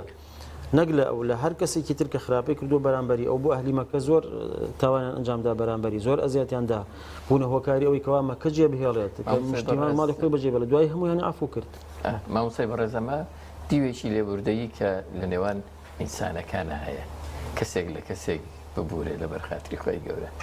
کەمێکیش باسی ئەو بەخشی نەبکە و لێبوردەیە بکە کە خۆی گەورە بەرامبەر بەندەکانی ئەی فەرمێ لێخۆشبوونی خوای بۆ بەندەکانی هەر ئەو زمانی ئەو ئاەتانی کە باسی لێخۆشبوونەکات لە سوورەتی شورا ئەو چەند ئاەتشمان هەیە کە خوای گەورە فەرمێ فمن عفا وأصلح فأجره على الله هەر کەسێک خەڵک عەفو بکات وەسڵح بکات لە نێو خەڵکە ئەجر و پاداشتی ئەم کەسە لە لای خوای پەروەردگارە کە ئەجرێکیش لای خوای گەورە بێت دیارە زۆر گەورەیە لای خوای پەروەردگار بێت حتما خوای گەورە زۆر بە شێوەی تایبەت پاداشتی ئەداتەوە وأن تعفوا أقرب للتقوى ئەگەر خەڵکی عەفو بکەن ئەوە لە تەقواوە نزیکترە كونوا قوامين بالقسط شهداء لله كونوا قوامين لله شهداء بالقسط ولو على أنفسكم أو الوالدين والأقربين إنسان إيمان دار أبي بإنصاف بيت لێبوردنی هەبێ دڵی گەورە بێت لە بەرامبەر هەموو کەس چاکەکار بێت چونکە خوای گەورە چاکەکارانی خۆش ئەبێت تەنانەت ئەوانشی کەوا مسلمان نین خوای گەورە فەرمێت خوا ڕێگریتان لێ ناکات لەوەی چاکن لەگەڵ ئەو کەسانەیە لا ينهاكم الله عن الذين لم يقاتلوكم في الدين ولم يخرجوكم من دياركم أن تبروهم وتقسطوا إليهم جاگر چاکەکردن لەگەڵ کەسێکە کە مسلمانیش نییە ئیماندار نییە تۆ چاکە بکەی لەگەڵ خوای گەورە ڕێگریت لێ ناکا بەڵکو ئەفەرمێت تۆ هەمیشە چاکەکار بە ئەگەر لەگەڵ خەڵکێک کە ئیماندارن کە خوای تەعالە وەصفێکی تایبەتی هاوڵانی پێغەمبەری کردووە بەوەی کەوا ڕۆح و کە ڕەحم و سۆز و میهرەبانی لە نێوانیان هەیە یەکتریان خۆش ئەوێ أشداء على الكفار رحماء بينهم إنما المؤمنون إخوة مسلمانان برا يكترن صلح بكن لبين براكانتان چاکەواتە مسلمان کە ئەم دەقانە ئەخوێنێتەوە لە قورئان لە فەرموودە چۆن باسی لێبوردن کراوە چۆن باسی برایەتی کراوە باسی تەبایی کراوە ئەو کاتە ئەبێ ئەو ڕۆحیەتی لێخۆشبوون لێبوردن برایەتی کە ڕەنگ بداتەوە بەڕاستی لە هەموو کاروکردەوەکانی لە هەڵوێستەکانی بەرامبەر ئیمانداران فەرموو جاری وایە لە بینی حیزبەکان جاری وایە کێشە هەیە یا لە بینی یا مەسەلەی حیزبایەتی بێتەوە کێشە لە نێوان خەڵکە لەبەرەوەی کەسێک لە حیزبێکی ترە تۆ بۆ بە دوژمنی خۆتی بزانیت بۆ چوونیشتان جیاواز بێت ئەمە لایەنێکی بۆ نمونە پەیوەندی بە سیاسەتەوە هەیە پەیوەندی بە لایەنی دنیاوە هەیە پەیوەندی بە چۆنەتی حکومڕانیوە هەیە لە هەموو وڵاتانە بینی مەسەلەن جمهوری و دیموقراتی و ئەنواع ئەحزاب هەیە کەسێکیان پێی وایە ئەم شێوەیە باشە بۆ هەڵبژاردن کەسێکی تر وایە ئەو شێوەیەکی تر باشترە یعنی ئەمانە ڕاو بۆ چوونی جیاوازە بۆ ئەمە کار بکاتە سەرەوەی خەڵکەکە ببنە دوژمنی یەکتری یارقیان لە یەکتر بێت لێبوردن وەک لەو ئاەتانەی تر کە هەر باسمان کرد ئەبێتە هۆی لێ خۆشببوونی خوای گەورە لە فەرمودەیەکی شاهاتووە کە کاتێک کەسێک قەرزی داوە بە خەڵکی وەکو دوکانێک شوێنێکی هەبووە کە خەڵک شتیان بردووە قەرزی داوە بە خەڵک بە شاگردەکەی وتووە بە خادیمەکەی بزانە ئەوانەی کە قەرزیان لایە کامیان ناتوانێت بیداتەوە ئیمکانیەتی باش نییە تۆ لێ خۆش بە چاوپۆشی لێ بکە قەیناکە قەرزەکەی بسرەوە بەڵکو و خوای گەورەیش لێ ئێمە خۆش بێت أفرمي كان رجل يداين الناس فيقول لغلامه إذا أتيت على معسر فتجاوز عنه لعل الله أن يتجاوز عنا أفرمي فلقي الله فتجاوز عنه كجشتو بحزوري خواي پروردگار خواي گەورەش لێ خۆش بوو چونکە ئەم لێ خۆشببوونی بوو بەرامبەر بەندەکان خواي گەورەش لێ خۆشببوونی هەبوو بەرامبەر ئەو الجزاء من جنس العمل يعني إنسان دائما چۆن بێ بەرامبەر خەڵکی تر خواي گەورەش بەو شێوەیە بەرامبەری بۆیە من ستر مسلما ستره الله من كان في حاجة أخيه كان الله في حاجته من فرج عن مؤمن كربة من كرب الدنيا فرج الله عنه كربة من كرب يوم القيامة يعني ناخوشي ونارحتي لسر إيمان دارك لا أبي خواي قولش ناخوشي ونارحتي قيامت لسر لا أبا لخلق خوش أبي خواي قول لخوش أبي خلق ستركيت هلو تاوانن هي خواي قولش تو ستركيت كيف أقدر توضيحي بس فاستانة كي نبي شوية كخواي قولا زور خوش حالة بقرانەوەی بەندەکانی تاوەکو نمونەیەشێنەوەی کە لەوە خۆشحاڵترە خۆی گەورە بەگەڕانەوەی بەندەکانی کە کەسێک لە بیابانێکا کە هۆشتێکی پێ و هەموو خواردن و خوێندنەوەکەی لەسەرەوە وونە بێت و دوایی ئەگەڕێتەوە چەند خۆشحاڵ خۆی گەورە لەوە خۆشحاڵترە ئەمە بۆچی وایە لەبەرەوەی خۆی گەورە کە خۆی لە صفەیەکی لە صفەتەکانی خۆی گەورە عەفووە و ڕەئوف و ڕەحیمە و غەفورە خۆی گەورە میهرەبانە لێبوردەیە بەخشندەیە حتى يكي لو دعاني كواردة اللهم إنك عفو تحب العفو فاعف عنا ورحمتي وسعت كل شيء سبقت غضبي وصل زور راسا وسعت كل شيء رحمة وعلما حملت العرش ملائكة كان دعاء كان الخوايا هرشي شد هرشي كونها هرشي شدها برا لرحمتي تو رحمة علمي تو مشتكي قرتوها توا أجر خواي جورا خوي رحمته لخوشبوني النبات بو أكال ملائكة كدعاء بو إيمان داران كان ملائكات كالذين يحملون العرش واني كعرش خواي قولنا قلتوا ومن حوله واني لشهدوا عرش يؤمنون به ويستغفرون للذين آمنوا ربنا وسعت كل شيء رحمة وعلما فاغفر للذين تابوا واتبعوا سبيلك وقهم عذاب الجحيم يعني ملائكتك حملي عرشك زور لإيما ودورة وكو مسافة وكو درجة ومرتبة زور لإيما برسرة وإلا دوري عرشا أجر مسألة أو النبي كأوانج إيمان دار وكو إيما وبراي إيمان وخواي جورا بي خوشك الدعاء بو إيما بكانوا إلا إيما خوش بيت يعني خواي جورا خوي اللي خوش بونكي إبيت أجر نيبيت إلهام ناخذ تدري أو ملائكة أنا وان اللي بكا أو دعاء بو إيما بكان أم هم بيغمرنا أو هم بيغمر بن يرو بيغمر دعاء بو إيمان داران كا واستغفر لذنبك وللمؤمنين والمؤمنات تنال بيغمر فرمو دعاء اللي خوشون كبو إيمان داران شنو بيغمر إيمان دار تدعاء اللي خوشون عن بوبكا عندي الصحابة اللي بيعوا شاكم توانا أم آيات لا من لهم آياتك زيادة ظلمان خوشة كبيغمر إخوة دعاء بو كردوين يعني شكل الصحابة جارك بيغمر إخوة بيفرم غفر الله لك كسك بيغمر إخوة دعاء اللي خوشوني بو كردوين تو چن خوش بخت وخوش حال بو توشي كردوه شون كخوة فرميتي دعاء بوهم إيمان داران بك ملائكات كحرش هل قلتوا دعاء بو إيمان كان بوهم إيمان داران كواتا واخوي قولش فرميتي دعاء بو ايمان داران بكن يعني ربنا اغفر لنا والاخوان الذين سبقونا بالايمان مدح وانك يعني بوابلين بوشو دعاء بكن سيدنا ابراهيم مثلا سيدنا نوح ربي اغفر لي ولوالدي ولمن دخل بيتي مؤمنا وللمؤمنين والمؤمنات كوات اخوي قول اخوي اللي خوشبون واللي بردي ابيت بو امهم ملائكه بيغمبران حتى لما حشرها كان تموي داول خوشبون هم اللي بردنا اگر خوای گەورە خۆی ویستی ئەو لێ خۆشببوونی نەبێت و پێی خۆش نەبێت واناکات کە ئەوان بەو شێوە داوا لێ خۆشببوون بۆ ئێمە بکەن جاکەواتە ئێمەش ئەبێ ئەو لێ خۆشببوونە ڕنگ بداتەوە تیامانە لە بەرامبەر ئیمانداران لە بەرامبەر هەموو کەسێک کە هەڵی کردبێت بەرامبەرمان بۆ ئەوی کە خوای گەورەش لێمان خۆش بێت جا ئەو نمونانە بۆ سی قەرزسرینەوەی هێنا خەیاڵم خەڵکێک بووە لەم پێش ڕەمەزانە دەفتەری قەرزەکەی هێناوە هەمووی دڕان دوێ سووتان دێتی هەمە قەرزەکەی لامە هەرچەندەوە لەوە هەندێک کەسی قەرزی کردیەوە بۆ شتێک ضرور نەبێ بۆ وحدەی مۆبایل بۆ هەندێک شت کە ئەویش هەندێکات ضرورە هەندێکات ضرور نییە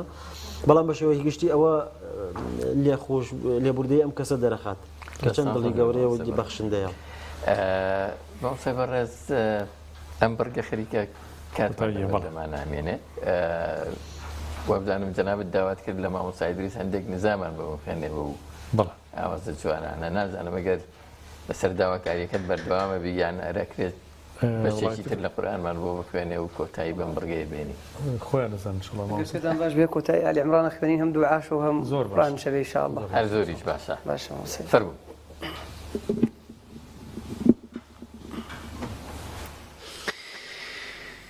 أعوذ بالله من الشيطان الرجيم.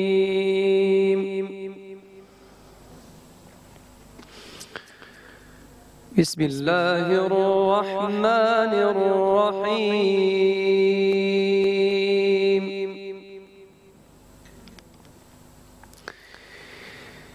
ولله ملك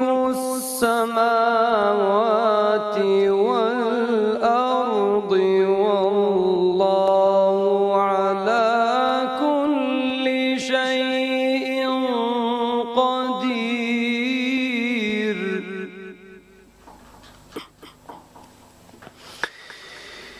إن في خلق السماوات والأرض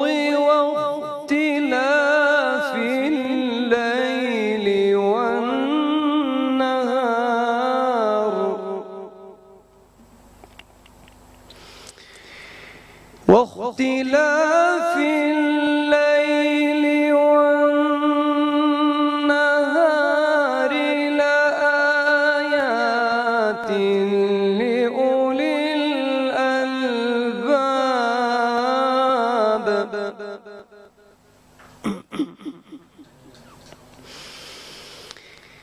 الذين يذكرون الله قياما وقعودا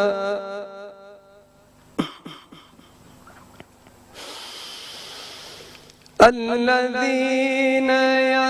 يذكرون الله قياما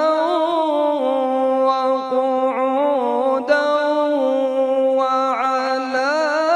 جنوبهم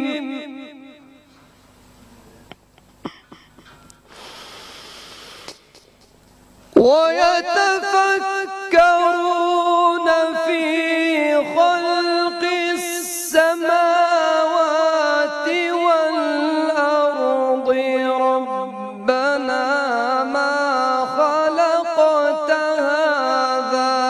باطلا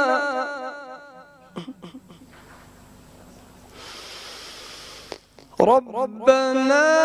ما خلقت هذا باطلا سبحانك فقنا عذاب النار.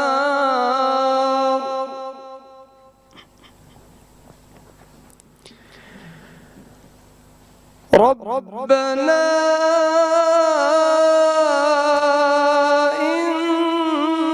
إنك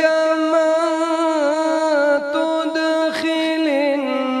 النار فقد أخزيته وما للظالمين من أنصار.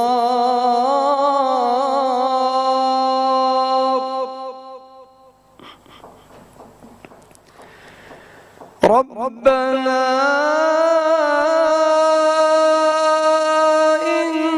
إننا سمعنا مناديا ينادي للإيمان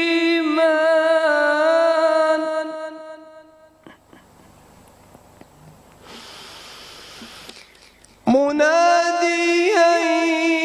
ينادي للإيمان أن آمنوا بربكم فآمنا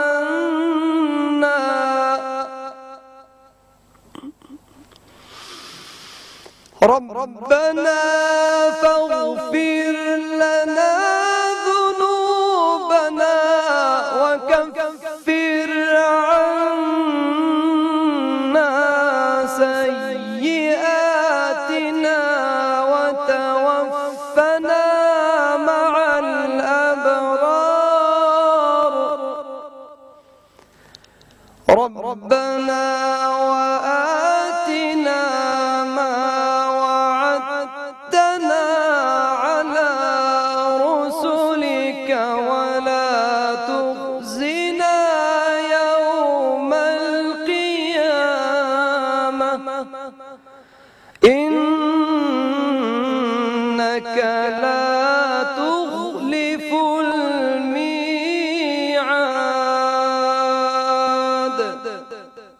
صدق الله العظيم.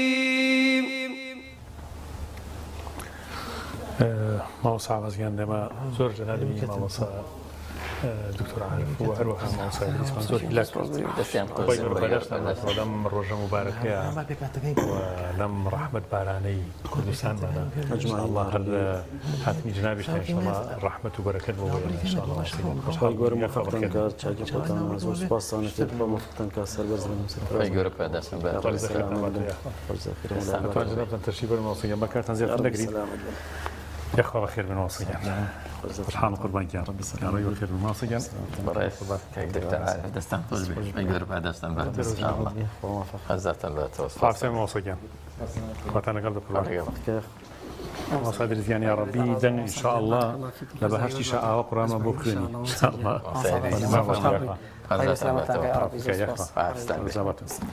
ما صعب من حزكم هالسر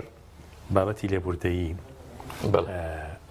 بەسەرهاتی هەیە زۆر کاریگەرە ئەوەی کاتمان هەبێ ئێستا فەرموو کاتەکەمان کورتە تۆزی لێرە دوایی ئەم بەرگێ باسەکەین و ئەمجا دێینە سەر بەسە ئەسڵێکی ئینشاءالله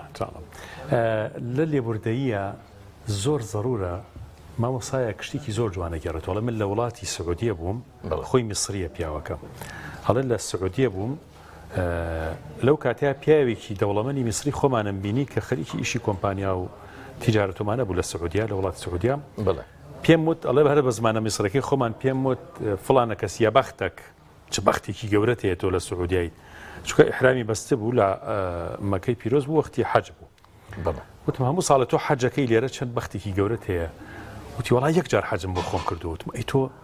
20 ساڵ 25 ساڵە لە وڵاتی سعودیایی تۆ لێرە نیشتەجی هەموو ساڵە یا چەند ساڵ جارێ بۆت هەیە حەج بکەیت وتی تەنها ئەم ساڵ ساڵێک بۆ خۆم کردوتم ئەی ئەم ساڵ سە بۆ کێیەکەیت وتی ئەم ساڵ نیەتی ئیبن حەزمی ئەندەلوسیم لێ هێناوە طبعا ماوە سەعاباس تەسەوەریەوە کە ئیبن حەزم دووسێ ئیبن حەزم هەیە لە عالمی گەورە بوو لە ئومەتی ئیسلامیە کە یەکیان ئیبن حەزمی ئەندەلوسی ئەڵێ لەبەرەوەی زۆر عالم بووە خەریکی علم بووە خەریکی زانیاری بووە خەریکی پەروەردەکردنی فەقێ و عولەما و زانایان بووە بۆی نەکراوە ئەو سەفەرە مبارەکەی حەج بکە ئەڵێ باشە تۆ بۆ ئیبن حەزم هەڵبژاردەوە وەڵاهی سەیری ژیانەکەیم کردووە کە مادەم فەریزەی حەجی بەجێنێناوە من وەکو برایەتیەکی ئیمانداری پێش 1000 ساڵ پێش ێستا ژیاوە مامۆستا عەباس من بەواجبی سەرشانی خۆم ێزانمەوە برای منە خوایەوە من ئیمساڵ نیەتی ئیبن حەزمی ئەندەلوسیە هێنم ئەم فەریزەی حەجەی بۆەکەم ئەم تەبایی و مەحەبەت و تێکەڵبوونە برایەتی جەنابی مامۆستا عەباس لەکوێ دەسەکەوێت کێ ئەم هەستەی بۆ دروستە بێ بەڕاستی من قەرزێک بمەوە کە لەسەریشم نییە یعنی چاکەیە بکەم کە ئەکرێ نەیکەم نایناسم نە دیومە نە خزممە نە باپیرە گەورەمە یعنی بەڕاستی ئەم حاڵەتە ئیمانیا پەروەردەیانە لە مانگی ڕەمەزانە ئێمە زینویان کەینەوە لە خۆمانە وڵاتەکەمان بەڕاستی زیاتر گەشە بێ زیاتر جوانە بێ زیاتر تەبەڵ گەورە پاداش دەباتەوە نمونەیەکی زۆر جوان و تەواوە ئینشاءالله مێدەکەین ئەو کەسایەتیانە ببنە سەرمەشقی ژیانی هەر هەمومان ئینشاءالله بینەرە بەڕێز و خۆشەویستەکان بەرنامەکەمان بەرنامەی سیگەوهەر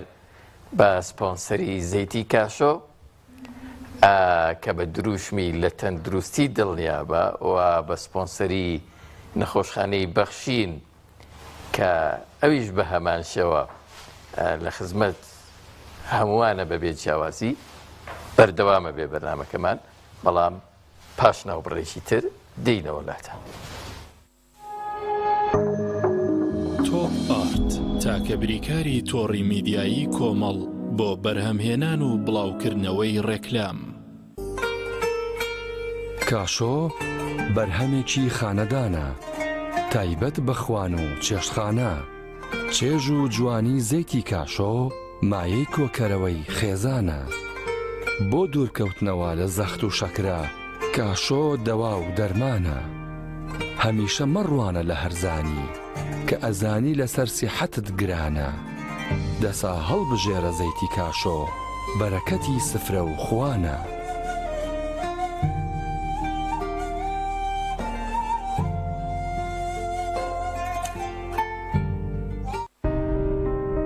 ئێمە لێرەین هەموو کات و هەموو ساتێ بە درێژایی ساڵ ئێمە هەمووان دەبینین. بۆ کار ناکەین تا سوپاسمان بکەن بەڵکو بەرپرسیارەتی و ڕازی دڵمان جێبەجێەکەین. ئێمە لە ناخی ئێوە هەڵقڵاوین. خۆشویستنی کار و پیشە و بەدەستێنانی ڕەزامەندی خوددا ئامانجمانە. شانازی دەکەین کە یەکێکین لە باشترین نەخۆشخانەکانی هەرێمی کوردستان. ئێمە لە نەخۆشخانی بەخشینین. لای ئێمە دڵنیاتری. تۆپ ئارت تاکە بریکاری تۆڕی میدیایی کۆمەڵ بۆ بەرهەمهێنان و بڵاوکردنەوەی ڕێکلام.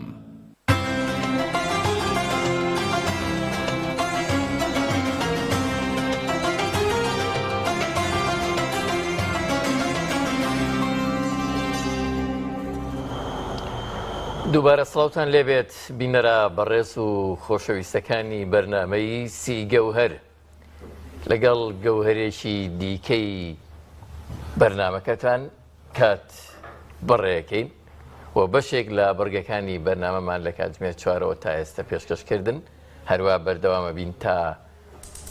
بەربانگ. خی گەورە هاوکاری هەموو لایەکمان بێ. بەڕێز مامۆستا شێفاتە ئێمە لە مانگی ڕەحمەتین لە ژێر خێمە گەورەکەی ئاینی ڕەحمەتین ئاینی پیرۆزی ئیسلام ئێستش لە ژێر بارانی پڕبەرەکەتی ڕەحمەتین. پێم خۆشە باسێکی ڕەحمەتمان بوو ئەم هەموو ڕەحمەتە. طبعاً لە مانگی لێبوردەیی و مانگی لێخۆشبوون و ئەم عەفو خوایە مەرحەمەتێکی میهرە خوای گەورە هەر ڕەمەزان دایناوە تا لە ئێمە خۆش بێت مەگەر خۆمان ئەوکە و فەرمودەکەی پێ سەڵەم بەفەرمێت ئەفەرمێ شەقی و نەگبەت ئەو کەسەیە کە مانگی ڕەمەزان بێتە پێشەوە و بەڵام مەحروم بێت لە مەرحەمەتەکەی مانگی ڕەمەزان کەواتە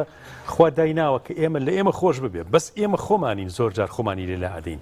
یعنی پێ سەڵەم دوعایەکی زۆر جوانی هێماوە سەحابە فەرمێت اللهم أسألك رحمة تجمع بها شملنا. خوا داوای ڕەحمەتێکی لێ یەکەم کە کۆمان کاتەوە. چەند جوانە ئەمە بکەین بە دوعای وردی دوای نوێژەکانمان هەموو کاتێ بڵین خوایە کۆمان کەرەوە. خوایە ئەگە هەر نایشی زین ماوەسە بە کوردی اللهم أسألك رحمة تجمع بها شملنا وتهدي بها قلوبنا. دڵمان هیدایەت وەربگرێ بەو ڕەحمەتە چکە دڵ زۆر درەنگ هیدایەت قبوڵەکات. تەسلیمە بێ بەس مەرج نییە زۆر قوڵ ئیماندارێکی باش بێ. چەند جوانە دوعا بۆ دڵمانەکەین ئێمەوەسە لەمانی ڕەمەزان دوعا بۆ دڵمانەکەین وتەلومە بیها شەعافەنا ئەم پەرش و بڵاویەمان کۆکاتەوە. یعنی خوای ئەوەیە با بڵین پێدراوەکانی خۆی گەورە نیعمەتەکانی خۆی گەورە لەسەر زەوی زۆر زۆرن ئەشێ دڵ خۆشەویستی بچێ بۆ شتی تر بۆڵێ دنیا شتی تر هەیە مەشغوڵیەکان لەبەرەوە تەلومە بیها شەعافەنا خوایە ئەم پەرش و بڵاویەمان کۆکەرەوە. باوەڕکەمە مامۆستا عەباس یعنی لە زۆرجار لە ناو نوێژە یعنی زۆرەکەین لە خۆمان خوایە ئەم ڕکعاتە بەڵکو ئاگام لە ناو نوێژەکەم بێت. یعنی زۆر پەرش و بڵاوین زۆر جار ئێمە یعنی لە حاڵەتێکا کە زۆر دیقەتی خۆتی اینجا زانی چەند پەرش و بڵاوی چەند خەیاڵمان ڕوە چەند بێ ئاگین و ئەفەرمێەوە تەڕود دەبیها غائبەنا. خوایە غائبەکانیشمانەوانەی ون لێمان بگەڕێنەوە بۆ لامان. زۆر جار غائب مەرج نییە نزیکە نەبێت براتە بەڵام عاجزی لێی وترد بها غائبنا أو غائبة بقريته وبلامان دي بيانصهم فرمي خلقنا أظلكم شهر رمضان مانجي رمضان داباري وبسرتنا شهر رحمك بربرة لرحمة أولكي شيء أولكي رحمته دي دز بقر المب رحمته وكي سيما لبينجم روجي مانجي رمضان سيما لنا الرحمتين لنا الرحمتين يرحموا من في الأرض يرحمكم من في السماء رحمة رحم بكن بوانيك للدنيا يعني لەژێر دەستانان لەگەڵتان ئاژین خێزانەکەتە مێردەکەتە مناڵەکانتە ئەو خوایی کە خاوەنی ئەرزوو ئاسمانەکانە ڕەحمتان پێکە. ئیمامی غەزالی قسەیەکی زۆر جوانی هەیە مامۆستا عەباس کە ئەفەرمێت شتێک هەیە پێوترێ مشارەتە. ئەڵێ ئەفەرمێ مەرج لەسەر خۆت دابنێ، شەرت لەسەر خۆت دابنێ. ئەفەرمێ مەرج دابنێ لەم مانگی ڕەمەزانە بۆ نمونە لەسەر خۆت بڵێ وعد بێ من لەگەڵ فلانە برامە فلانە خوشکما کەسیلەی ڕەحمی دەرەجە یەک ئەم عایلەیە، ینی باوکە دایکە خوشکە برایە، زیاتر توند و تۆڵ بم، زیاتر گەرم و گوڕ بم، زیاتر بەدەمیانەوە بم. مەرج دانێ لەسەر خۆت ئەبێ لەم مانگی ڕەمەزانەیە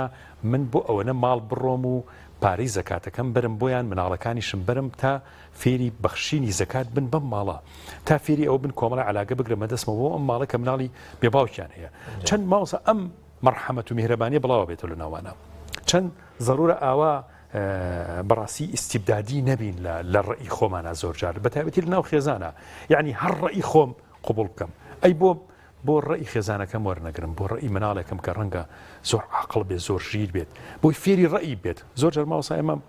ڕێناین بە بەرامبەرەکانمان ڕێی دەربڕێت، ینی فێری ڕێی نابێ، ینی بەشێ لە کێشە گەورە سیاسێکی کوردستانی خۆشمان ڕەنگەوە بێ مامۆستا عەباس جەنابتان باشتر دەزانن کە بەرنامەی سیاسیتان زۆرە، ینی زۆر جار ڕێمان نەیەوە لە خێزانە کەس ڕێی هەبێ ئیلا ئەبێ قسەی باوک بێ، ئەی بۆچی مشاورەدانراوە، ئەی بۆ مشاورە نەبێ، ئەی بۆ خەڵک فێری ڕێی نەبێ، فێری دەربڕین ڕێی خۆی نەبێ. ئەمە لە ئیسلامە ئەم ڕەحمەتە هەیە، ئەی چۆن نیە ڕێگەی داوە. ئەو تا ئیمامی غەزالی باسیەوە کە ئەفەرمێ مشارەتە ینی مەرج دانێ لەسەر خۆ کە فێری ئەمە بیت. مامۆستا یەک شتی گرنگەوەیە ئینسان لە دوورەوە هەست بەم ڕەحمەتە ناکە. بەڵێ ئەوان لە دوورەوە سەیری ئیسلام کە سەیری مسلمانان بکە زۆر بەکەمی دەتوانێت دەرک بەم ڕەحمەتە دینیە بکە، بەم هەموو ڕەحمەتە خواییە بکە کە ناردێتی، ئیلا بێ خۆی تەسلیمی ئەم دینە جوانە بکە. تێکەڵی بێ ئەو کاتانە یەکەیەکە بەرکەوتنەکە لەگەڵ ڕەحمەتەکان. بەڵێ ئەو کاتە چێژ لەم ڕەحمەتە جوانە. مامۆستا جەنابی دکتۆر غەفور کۆمەڵە ئاەتی زۆر جوانی باس کرد، بەس بەداخەوە کە مەجال نەبوو یا جەنابی مامۆستا ئیدریس کە ئاەتەکانی خوێندەوە. بەڕاستی مامۆستا ئەم ئاەتانی قورئان یعنی ئینسان خۆی باتە دەمی لەگەڵ یا بڕوا،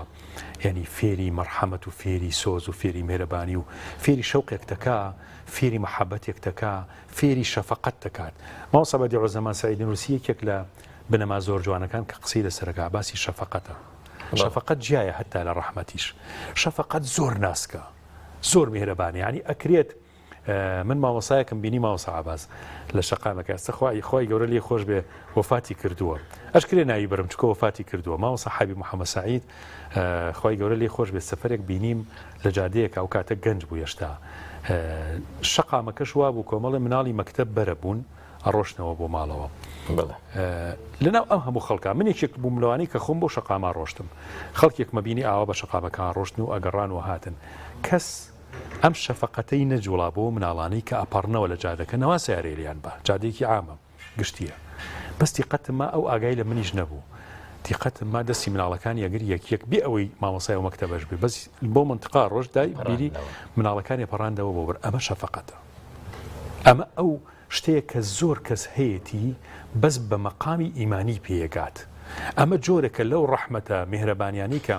جاری وا هەیە کەسێک هەل خۆ ئەوەنە هەست و سۆز و نستەکانی زۆر ناسکن دەسەکا بە گریان بە شتێک، بە ئاەتێکی قورئان دەسەکا بە گریان، بە بینینی مناڵێک هەتا ئەڵێ ناتوانم گیسکێک بزنێک مەڕێک ببینم بە زەریری، ناتوانم قەت چۆلەکەیەکیش سەر ببڕم. ئەمە شەفەقەت زۆر ئەمە شەفەقەتە، خۆی ئەمە مەقامە پێگا. ڕاست. مامۆستا باسی ڕەحمەتی خۆی گەورەیە کرێ، باسەکرێ کە زۆر بەرینە، زۆر فراوانە. پرسیارێکی من لە جەنابەتەوەیە هەمووی هێناوەتە سەرزەوی یان چۆن ئەم ڕەحمەتە بەشێکی لە دوان ڕۆژایە چۆنی دابەش کرا؟ ئەو فەرمودەی پێغەمبەر صلی الله علیه و سلم فەرمێت خۆی گەورە خاوەنی سەد ڕەحمە. طبعا سەد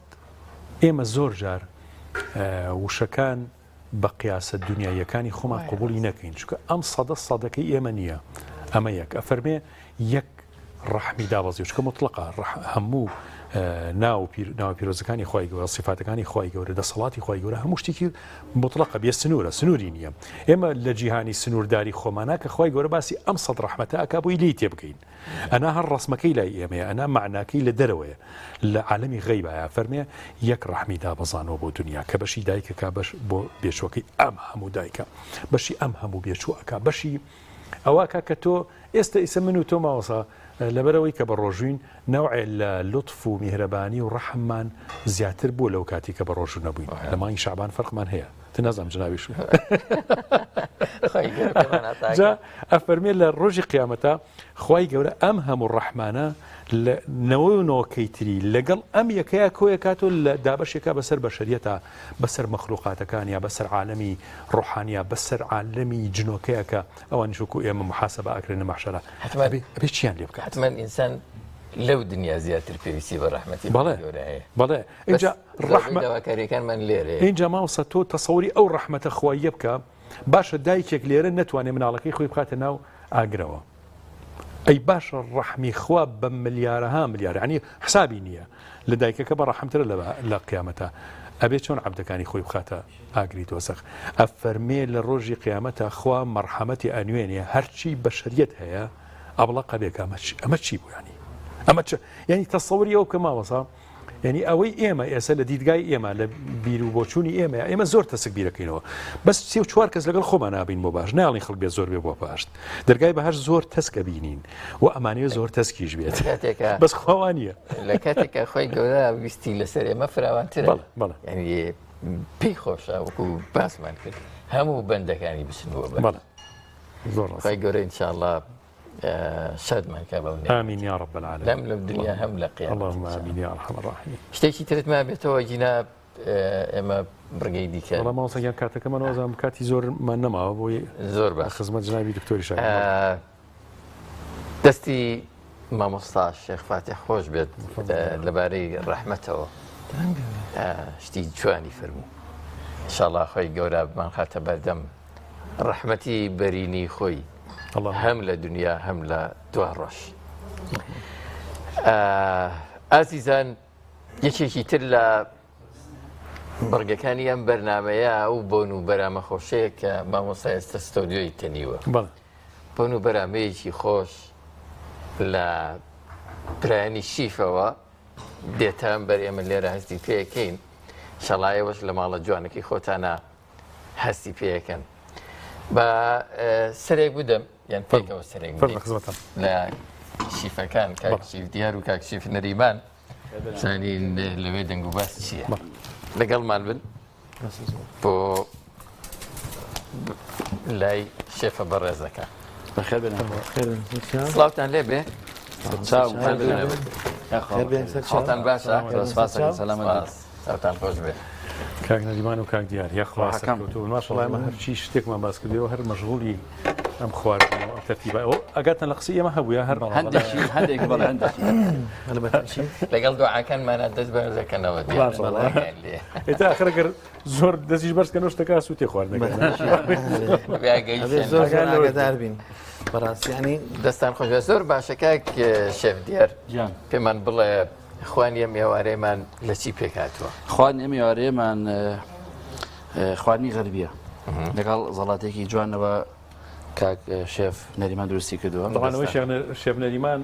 هەڵێ هەمووی چاوە ئەمە دروستی کردووە مەوەسەڵ شتێکی زۆر جوانی کردووە جوان نازانم بتوانین پیشانی بدەین بێگومان بینەرانی شەی بینن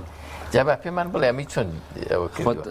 پێشەوەی کاک شێف دیار باسی خواردنەکە بکات شێف نەریمان هەر بەرزی کاتۆ پیشانی بیرانی خۆشەویستی بە ناتوانن لە ماڵە خۆتان خانمان توان دروستی کرد زۆر ئاسان لە چی پێکاتوە چی تێکەڵ کردووە پێکاتەکانی خیارە تەماتەیە گێزەرەکان بۆمی گێزەری زەرد و گێزەری ڕەشیشە بیبەری ئەلوانە تەماتەیە و لەگەڵ هەندێک لیمۆیە بەس مزەڕ خوێن پێوەگرە دوای چکە ئێستا ئەگەر خبێت و سۆس و شتی تری پێوەکەی ئەوەیەتەوە زاتەکەمان ناشیر نەگات ئەمە ئامادەیە لە زیادێن لەگەڵ تۆزێ تورە هەروە بێتەوە لەگەڵ شیرکایە جیاوازی سفرەیەک چییە؟ ئەم زەڵاتەیە لەسەر بێ و یا لەسەری نەبێت جیاوازی زۆرە چونکە ئێستا ئەگەر بێت و تۆ ئەم زەڵاتە بینی اشتیاو زیاتر بێ اشتیاو زیاترە بێ و جوانتیشە ئەوە زۆر شتێکی سەحەیە هەم معدەن و چیشتە و ئەفوت نعناشی تایەوە لەگە تەرخونە یعنی ئەمە شتێکی سەحیە و بۆ مائدە زۆر شتێکی باشە ینی مائدە ئەزێت نایە مائدە شکاتەوە بۆ خواردن و ئامادەیەکە بۆ مائدەی داوە چی کردەوە هیچی تیانی براتەوە یا عەزەتی کوارد ئامادەیە بۆ هەموو شتێک دکتۆر تیانەمەش شۆربای شۆفانە بەڵێ بەڵام معدەنووسمان تێ کردووە هیچ کەمان تێ نەکردووە وەکو خۆی حەزمان کرد پێشکەش چۆن ئامادە ئەکرێ ئەمە ڕۆنی پیازی جوان بۆ سوورەکەیتەوە بە ڕۆنی کوردی باشە دەستوانی بە زەدی کاشۆ زۆر خۆشە ئێمە زۆربەی شتەکان بە ڕۆنی کاشۆکە بەکارێناوە بەڵام ئەم جارە بە ڕۆنی کوردی پێمان خۆش بوو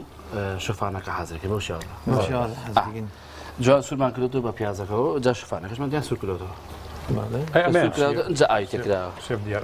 ئەمە چیکن کاریە چییە؟ چیکاری تاوەتی غەربیە خواردنێکی هەندیە و چکنکاریە بریتە لە مریشکە بەهاراتیشی زۆر مریشکە هەرابێتەوە پیازە ئەمە زائدەن بۆ سۆسەکەی تەماتەمانەیە تەماتەیە زائیدەن ماستمانێت ئەم بۆ سۆسەکەی پێکاتەکانی بەهارەتەکانی بیبەری ڕەشە بیبەری سپیە پاپریکایە هەروە بێتەوە بیباری بۆ نمونە ئەمە زیرەیە زەردەچێوەیە کاریە خۆی زیاتر ئەبێ کارێکی تابێ بۆ درەی سیرمان هەیە لەگەڵ زەنجەفیلە و لەگەڵ بیبەری تونە شێف دیار ئەمە بە هەر ئاوا بە هەڕەمەکی تێکن یا هەر ناناسی خۆمانە ئەوانی بەڵام خۆش نابێ دوجار چ تامێکی پێوەشێت توونە شیرینە هەموو تامەکانی تیا هەموو تامەکانی زائیدەن کرێم تەبقیشی تێکرێت ئەمە کرێم تەب با من پرسیارێ بکەم بۆچی ئەم خواردنەتان بۆ نمونە هەڵبژاردووە بۆی بینەران پێیاشنا ئەم خواردنە زۆر تایبەتە ینی زۆر لە زۆر شوێنە کەم دروستەکرێت شتە بەڕاستی ئەنی کەم دروستەکەن نەخوارە لە ماڵەکانە حەزم بە زیاتر لە ماڵەکان ئەمە دروستکرێتەوە شتێکی زۆر کاتەکەی بڵاوەکەینەوە لە ماڵ دروستی لە ماڵ دروست ئەوە زۆر باش جا ئەمە شتی ترمان هەیە بەڵام ساواز فەرموو ئەمە خورمایکی زۆر ڕق بوو برنجەکە کە دەمی کێشاوە من لە نایە بووە چەند نەرم و جوانی کردێتەوە جاوای لەکەی سبی خۆین مەبەستان نەرم بوونەوەی خورماکە یان ئیسفادی بۆ برنجەکەش هەیە وەڵاهی شێو و شکڵێکی جوانیە جوانیەدا بە زعفران کراوە برنجە لەوانەیە بەڵام کەمێک لە تامەکە ئەم خورمایە بەڕێز شێف ئاسۆ هاوڕێ خۆشەویستمانە لێرە سڵامانەیە بووی پێیوتمتی ئەمە بکە زۆر خۆشە من کردومە پێشتر بەڵام زۆر بە دەوریان نهاتوو ینی برنجەکە خۆشەکات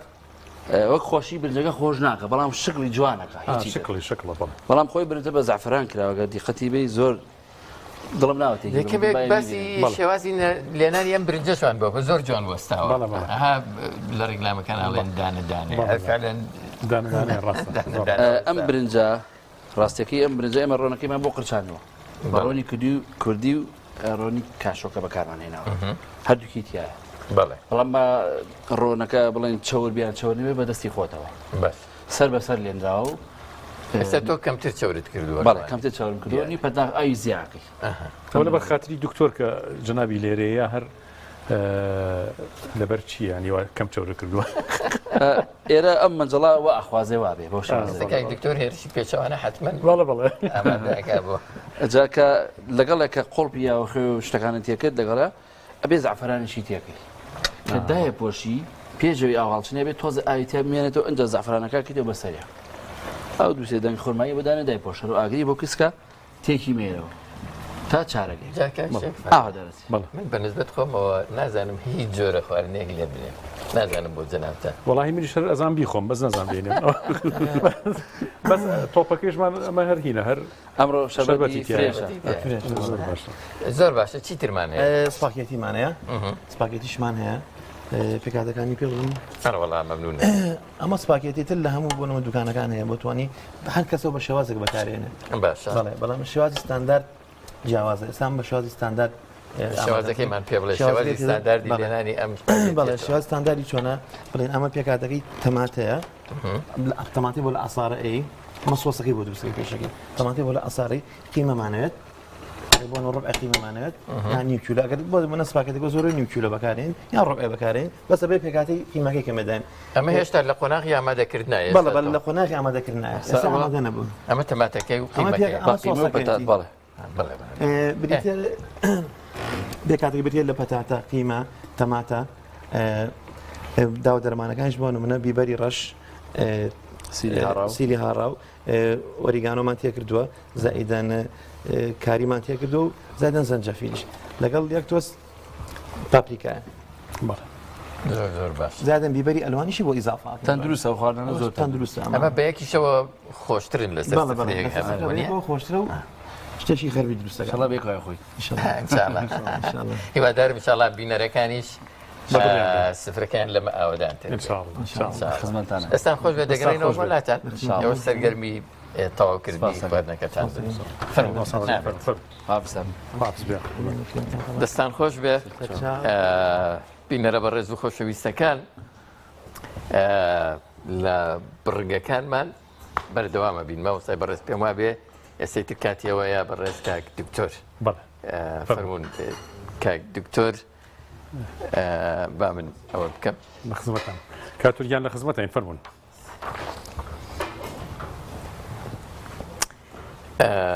عليكم السلام ياخذ خير القربان بخير بس دكتوري برز ياخذ بخير سرچاوه كانم ياخذ بخير سلامت بن ممنون برز دكتور بختيار صادق بلا سپۆڕی هەناوی بلا پێما بێ لە نەخۆشخانەی بەخشینیش ئامادەیتان هەیە فەرموون تەشریف بەنە سەرەوە یەکەم کورسی ياخذ بخير دكتور بختيار يوم خير بيا اخوة باشا قربان اخوة خير بيا خير بين كاك دكتور بختيار خير بيا تشاو داولي بردنا كاين كاتمان قرتي جنابته بم رمضان وبام خزمتانە باکسەوە سواسانە كاين باسی ئەو خواردنانەمان کرد بەڵێ خەمی تۆشمان جەنابیان پسپۆڕی هەناوین دکتۆری باڵتنین و اختصاسیان لە بواری باڵتنیە یاخوا بەخێر بوو کاتوریان ئەگەر بەنسبەت بابەتی هەرس و جیهازی هەزم و خواردن و ئەو بابەتانی کە تایبەتە بە کۆندامی هەرس بەتایبەتی لە مانگی پیرۆزی ڕەمەزانە ماوەسە ڕێک بابەتەکەمان پەیوەندی بە بەوکۆ ئەندامە وایە کە لە مانگی پیرۆزی ڕەمەزانە زیاتر معڕەزە بۆ بەریەکەوتن جا زۆر جارێمە کە دکتۆرێکی بەڕێزی وەکو جەنابە بەتایبەتی ئیخساییەکان کە بواری هەناوی کێنێرە ئێمە زۆر جا بە حەزەر و قسە لەسەر خواردنەکانی شەکەین چونکە ئەبێمە لە حەزەی وەش بکەین وەڵا قوربان ینی کارێکت کرد کە من زۆر خاتری ماعیدە بگرم ماعیدی داماوی چیتانیە فەرموون کاک دکتۆر هەندێک ڕێنماییمان کە لەبارەی کۆندامی هەرس و مانگی ڕەمەزان و بەڕۆژ و بوونەوە بەڵێ پێشەکی زۆر سپاس بۆم دەرفەتە طبعا مۆزوعی طبعا بە ناوی خی گەورە پێش هەموو قسەیەک بە ناوی خی گەورە مێرەبان و پیرۆزبایەکی گەرمی مانگی ڕەمەزانی پیرۆز لە مسلمانانی دنیا و مسلمانانی هەرێمی کوردستان و مسلمانانی وڵاتی خۆمانەکەم و بەڕاستی وسپاس بۆم دەرفەتە بەڕاستی ڕۆژ و کاریگەریەکی گەورە دانێ لەسەر تەندروستی مرۆڤ بە شێوەیەکی گشتی و ئەگەر باس بکەین بە تایبەتی لە کۆئەندامێکی دیاریکراوە بڕوانینە بابەتی ڕۆژوو ئەبێ بەڕاستی کاتێکی زۆرتری بۆ تەرخام بکەین وەکلەوەی کە بتوانین لە ماوەی نیو سەعاتەیە لە ماوەی 40 دقەیە یا لە ماوەی کاتێکی کەمتریە زیاترە بتوانین حەقی خۆی پێبین بەنسبەتی ڕۆژوو کردداری هەرسکردن طبعا بەڕاستی ئێمە بە درێژایی 11 مانگ بەردەوام جۆرێتی هەیە لە خواردنەکانە و بەردەوام ژەمەکان دووبارە ئەبێتەوە ژەمی بەیانی نیوەڕۆ ئێوارە و جاری واش هەیە لە بینی ئەو ژەمانە ژەمی تریشی تایە کە سناکی پێڵەن یعنی بە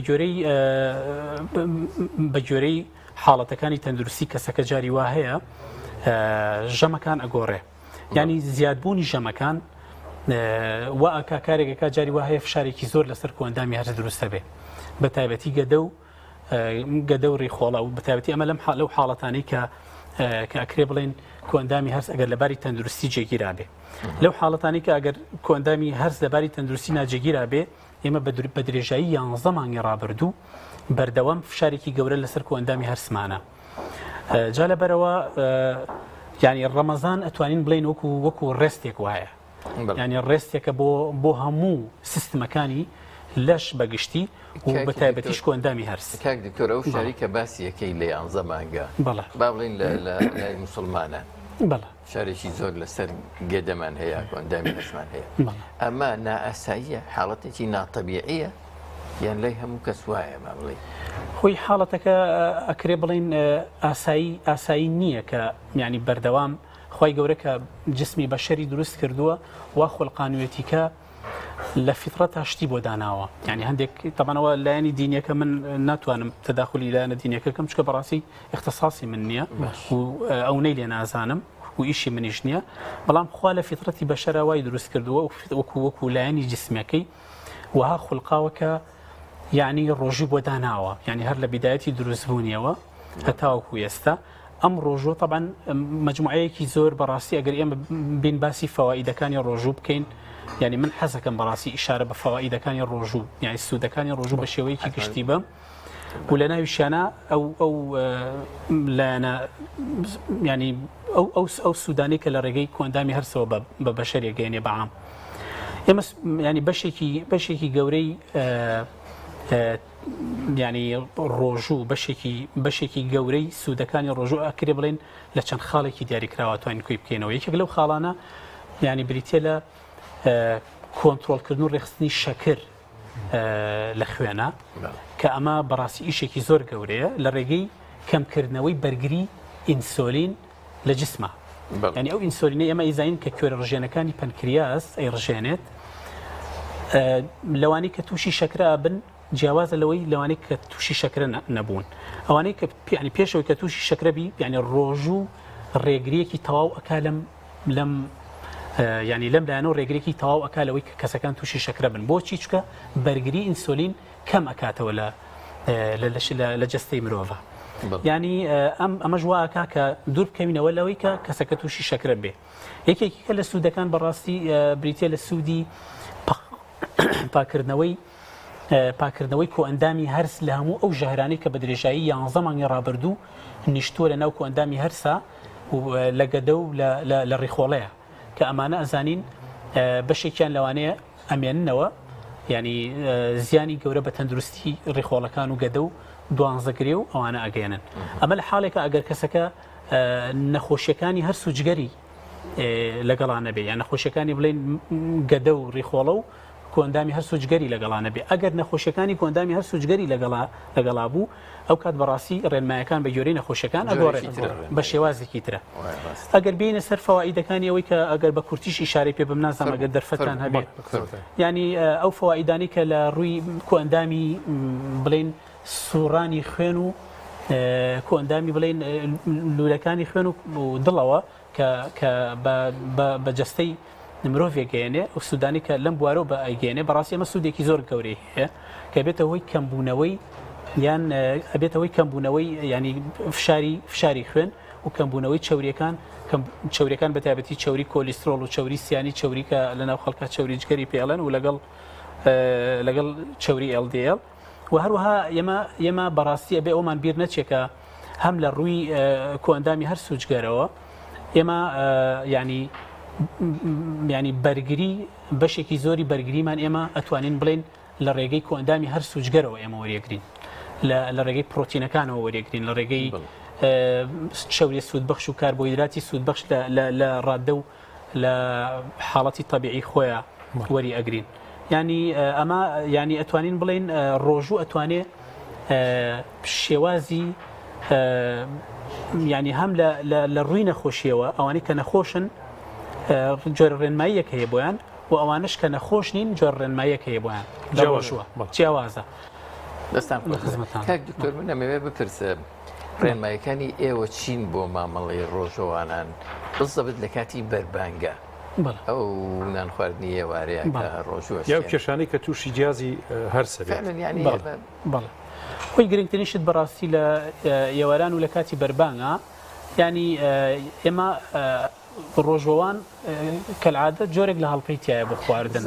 کە ئەمە بەڕاستی مشکلەیەکی گەورە دروست دەکات لە ئەوڵەوە ینی ئەمە ئەبێ زۆر بە وریاییەوە لە بیدایەتەوە ئەوەی کە ڕێنمایی تەندروستی هەیە لە بیدایەتەوە ئەبێ بە خواردنەوەی شلەمەنی تەندروست شەربەتی سروشتی چەند دەرکە خورمایەکی کەم و سوپێکی طبیعی ئەگەر بکرێ لە نیو سعاتی یەکەمە ئەگەر بکرێ بۆ شێوازە خواردن بخورێ پێش نوێش ئەکرێ کە ئیفطار کرایەوە بەم شێوازە ئیفطار بکرێتەوە و نوێژ بکرێ و دواتر لە دوای نیو سعات ینی پۆک و پشودانێک لە دوای نیو سعات اینجا دەست بکرێ بە خواردنی ژەمی ڕئیسی ئێوارە یعنی ئەمە وەکو نیو سعاتی یەکەم لە دوای ئەوە کە ژەمی ئێوارە بڵێن ژەمی ڕئیسی ئێوارە پێشەوەی بچینە سەر ژەمەکە ئەو هەموو شیرینیەی کە ئامادە ئەکرێ و ئەو هەموو شیرینەی کە ئامادە ئەکرێ لەسەر سفرە پێشنان خواردن پێش نوێشکردن ئەوانە چی لێ بکرێت شەربەت و شەربەتە دەستکردەکان با بڵێن طبیعیەکان ببرێەوە مسلمانانەوە ئەوانە چی لێ بکرێت چۆن مامەڵەیان لەگەڵ بخورێن نەخورێن نازانمەوە ئەگەر خاتری کە شێخ بگرم لە باسی مەعیدەی کردی مەعیدە داماوە هیچی تیانە بەڵام بەڕاستی ینی شیرینیە دەستکردەکان وا باشترە لە ڕەمەزانە کەمترین نیسبەتی لێ بخورێ یعنی ئەو بە تایبەتی لە بیدایەتە هەر زۆر خراپە ینی لە کاتی ئیفطارە ئێمە خی گەورە ینی شیرینی سروشتی بۆ دروست کردوین ینی ئێمە ڕووناکەین ئەو شیرینیانە ناخۆین دەست بۆ ئەو شیرینیانە نابین جاری وایە لەسەر سفرەکە ئەو شیرینیانەشداندێ و شیرینی ناتەبیعی و دەستکردیشداندێ کە بە ئەنواع شێواز دروستەکە جاری وایە زەیتەکەی ناتەبیعیە ینی ئەو ئاردەی کە بەکارێندێتیە ناتەبیعیە ئەو شەکلی کە بەکارێندێتیە ناتەبیعیە ینی باشترین ڕێنمایی لە ڕەمەزانە بە نسبەتی شیرینیەوە ینی دوورکەوتنەوەی لە شیرینە دەستکردەکان و بەکارهێنانی شیرینە سروشتەکان زۆر باشە باشینە سەر سفرەکە بزانین سەر سفرەکە چی لێبێ باشە چۆن بخورێ باشە باشترین ینی باشترین ڕێنمایی بۆ سەر سفرەیان ڕێژەمی ڕئیسی ئەکرێ بڵم تەنەوع هەبێ لە خواردنەکانە باشترە بۆچی چکە بە درێژایی 13 ساعت 14 ساعت کە بە ڕۆژوە بین ینی لەوانەیە هەندێک دیفیشنسی یان نەقص دروست بێ لە ماوەدەکانە جاری وهەیە لەوانەیە وشک بوونەوە ڕووبە بەوەی کەم خواردنەوەی ئاو ینی ئەتوانین بڵێن ینی ئاو بخورێتەوە لە نیسبەتێکی دیاری کراوە و کاربۆهیدرات کە بەشێکی زۆری وزە لە کاربۆهیدراتە خۆی بینێتەوە ئەمە لە نان و برنج هەیە ینی ئەکرێ کاربۆهیدراتەکان بە شێوازێک بەکاربێنێ نان و برنج بۆ نمونە لەو کاتەیە بە یەکەوە نەخورێ لەبەرەوەی تەنەوع هەیە ماشەڵڵا سفرەی ڕەمەزانیش دەوڵەمەنەوە هەموو جۆرە خواردنێکی تایە باشترە تەنەوعی ینی جۆرا و جۆری هەبێ لە خواردنەکانە لەبەرەوە خواردنی پرۆتینەکان گۆشت بەعام کاربۆهیدرات و چوری ئەکرێ بڵێم چوری باشترە چوری کەمتر بەکاربێن میوەش ئەتوانرێ بەکاربێنێ بەڵام میوەکان و سەوزەشی تەبەن لەگەڵا بەکاربێن میوەکان باشترە لە نێوانی پارشێ و مەغریبە بڵێن پارشێ و بەربانگە بەکاربێنرێ برنج و فاسۆلیا حیاتەکە وەڵا قوربان تەبەن ڕێنمایە تەندروستیەکان بە نیسبەتی فاسۆلیا و برنجەوە یان ئەوەی کە بەو شێوازەکە نمونونەکانی و پاقلەمەنیەکان و کاربۆهیدرات و بڵێن تەبەن پاقلەمەنیەکان سەرچاوەیەکی باشی پرۆتینەکانن ئێمە ئەتوانین بەکاری بێنین بەڵام هەموو وەکو عەرزم کردن هەموو خواردنەکان ئەبێ لە ئاستی طبیعی خۆیان بەکاربێنرێ لەبەرەوەی جۆرێتیش هەیە ئەکرێ ینی لە هەرێکان نیسبەتێکی کەم بەکاربێن بەختێر بە نسبەت پارشێ ینی ژەمی پارشێ و هەیە هەر پارشێ و هەر ناکات هەیە یەک قم ئاوە خوات هەیە قاژە شووتیە خوا هەیە بەیدانیشە زۆرە خوا هەیە زۆر ینی پارشێ و چی بخورێ باشە پارشێ و ڕێنمایی تەندروستی بۆ پارشێ و بەڕاستی پارشێوکردن باشێکی خراپە تاوان پارشێ و نەکرێ پارشێ و ئەبێ بکرێ بەڵێ هەم لە ئینسانی تەندروست و لە ئینسانی ئەوەش کە نەخۆشی و نەخۆشە درێژخایەنەکانیان هەیە چەند نەخۆشیێکی درێژخایەن ئەگەر مەجال هەبوو دەرفەتە بوو باسی بکەین ئەو نەخۆشانە بەڕاستی پێویستە بە ڕۆژوو نەبنیا ئەوانەی ئەو نەخۆشانەی کە ئەعتیادیە بە ڕۆژوو بنەوە ئەگەر مەجالە بوو باسی یەکەین ڕێنمایەکان بۆ نەخۆشەکان و بۆ خەڵکی تەندروست جیاوازە بەڵام بەگشتی بۆ نەخۆش و بۆ کەسی تەندروستیش مرۆڤی تەندروستیش پێویستە پارشێو بکرێ پارشێو کەلعادە باشترە چاو قاوە و ئاو خواردنەوەی زۆر و لە ڕادەبەدر باشترە نەخورێتەوە ینی چا کەم بخورێتەوە قاوە ئەگەر بکرێ هەر نەخورێتەوە یان کەمی لێ بخورێتەوە و ئیتر ئەتوانرێ ماست یان ئەوەی کە باوە لە ئێستا هەیە بەڕاستی ئەتوانین بڵین باوێکی باشە ماست و برنج کە بەکارێنرێ ئەتوانرێ نیسبەتێکی باش لەمەنیش بخورێتەوە خورما زۆر باشە مامەڵەکردنی لەو کاتانەیە کەسێک لەگەڵ ئاوە ئەو مەسەن تەسەورەکە ئەگەر 4 پەردەخ ئەو بخواتەوە باشترە مەسەرم بەرگاگرێ سوزانم ینی وا مامەڵاکە کەمە سوزانم من باەکە وەکو ئەوەی ئاویتیا هەڵگرێشتی وا هەیە مەسەرن مەعیدە بۆ هەڵ خیارەکە زیات لە باتی ئەوەکە بەکارێنێ ئەتوانین بڵین خیارەکە تا حدێک باشترە بەڵام زۆر خواردنەوەی ئاو ئەتوانین بڵین زیانی تەندروستی هەیە وەک لەوەی کە قازانجی هەبێ نیسبەتێک ئاو هەڵە مژرێ بەڕاستی کە بۆ زیندە چالەکەکانی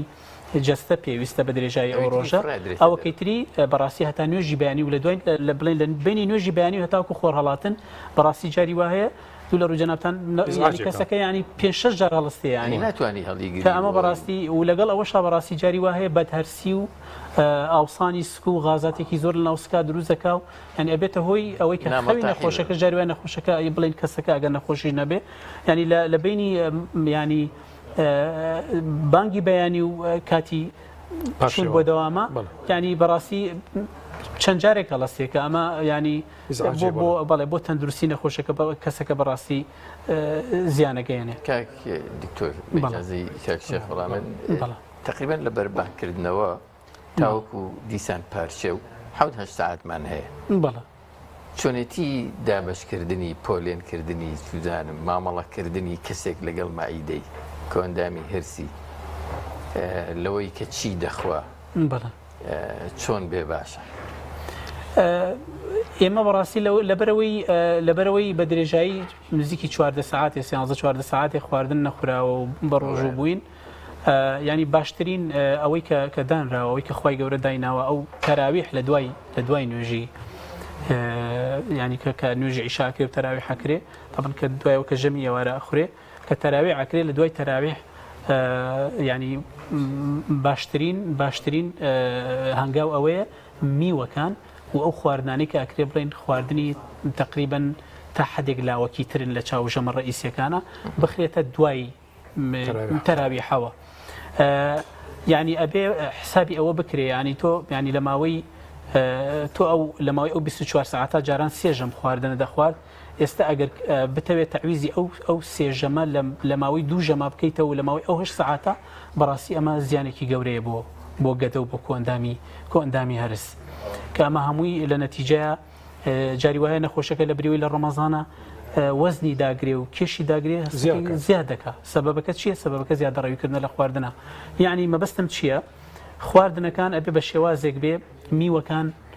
میوەکان باشترە لە دوای نوێژی تەراویح هەتاوەکو پارشێ و بەکاربێنرێ و بیریشمان نەچێ میوەکانیش سەرچاوەیەکی باشی وزەن و شیرینیان تایە بەڵام شیرینەکانیان نەکرێ بڵێن لەگەڵ هەموو تێبینەکانمانەکە ئەم میوانە بەشێکیان تەبیعینین بەشێکی زۆریان تەبیعینین بەڵام سەرچاوێکی باشی وزن و تا حدێ سروشتی ترە لە شیرینی بڵێن شەکر و شیرینی دەستکرد ئەکرێ ینی ئەمانە سەرچاوی وزن جاری وایە تۆ ینی بەڕاستی وەحسێبەکەی بەس نان خواردنەکە و کاربۆیدراتەکە و برنج و نان و فاسۆلیاکە بە خواردنە زانی لە نەتیجەشە بەڕاستی میوەکەش خواردنە ینی ئەبێ سنوورێک دابنرێ بۆ ینی بەشێکی بۆ میوە بهێڵێتەوە بەشێکی ئەبێ بۆ میوە بهێڵێتەوە نابێت زیادە ڕێی بکرێت لە میوەیە و بەشێکی بۆ ئاو بهێڵێتەوە بەشێکی تریژەوەی کە فەرمایشتی پێغەمبەر صلی الله علیه وسلم بۆ ئاو و بۆ هەناسەدان و بۆ کاک دکتۆر وەڵا پرسیارێکی گرنگ هەیە دیارە لە ئاینی پیرۆزی ئیسلام و مانگی ڕەمەزان وەڵە دراوە بە کەسانێک ڕۆژوو نەبن یان ڕۆژوو نەگرن لەوانن کە نەخۆشن نەخۆشیان هەیە لە ڕووی تەندروستیەوە لای ئێوە ڕووی پزیشکیەوە کێن ئەوانەی ئەکرێ شمولی ئەم لێخۆشبوونەی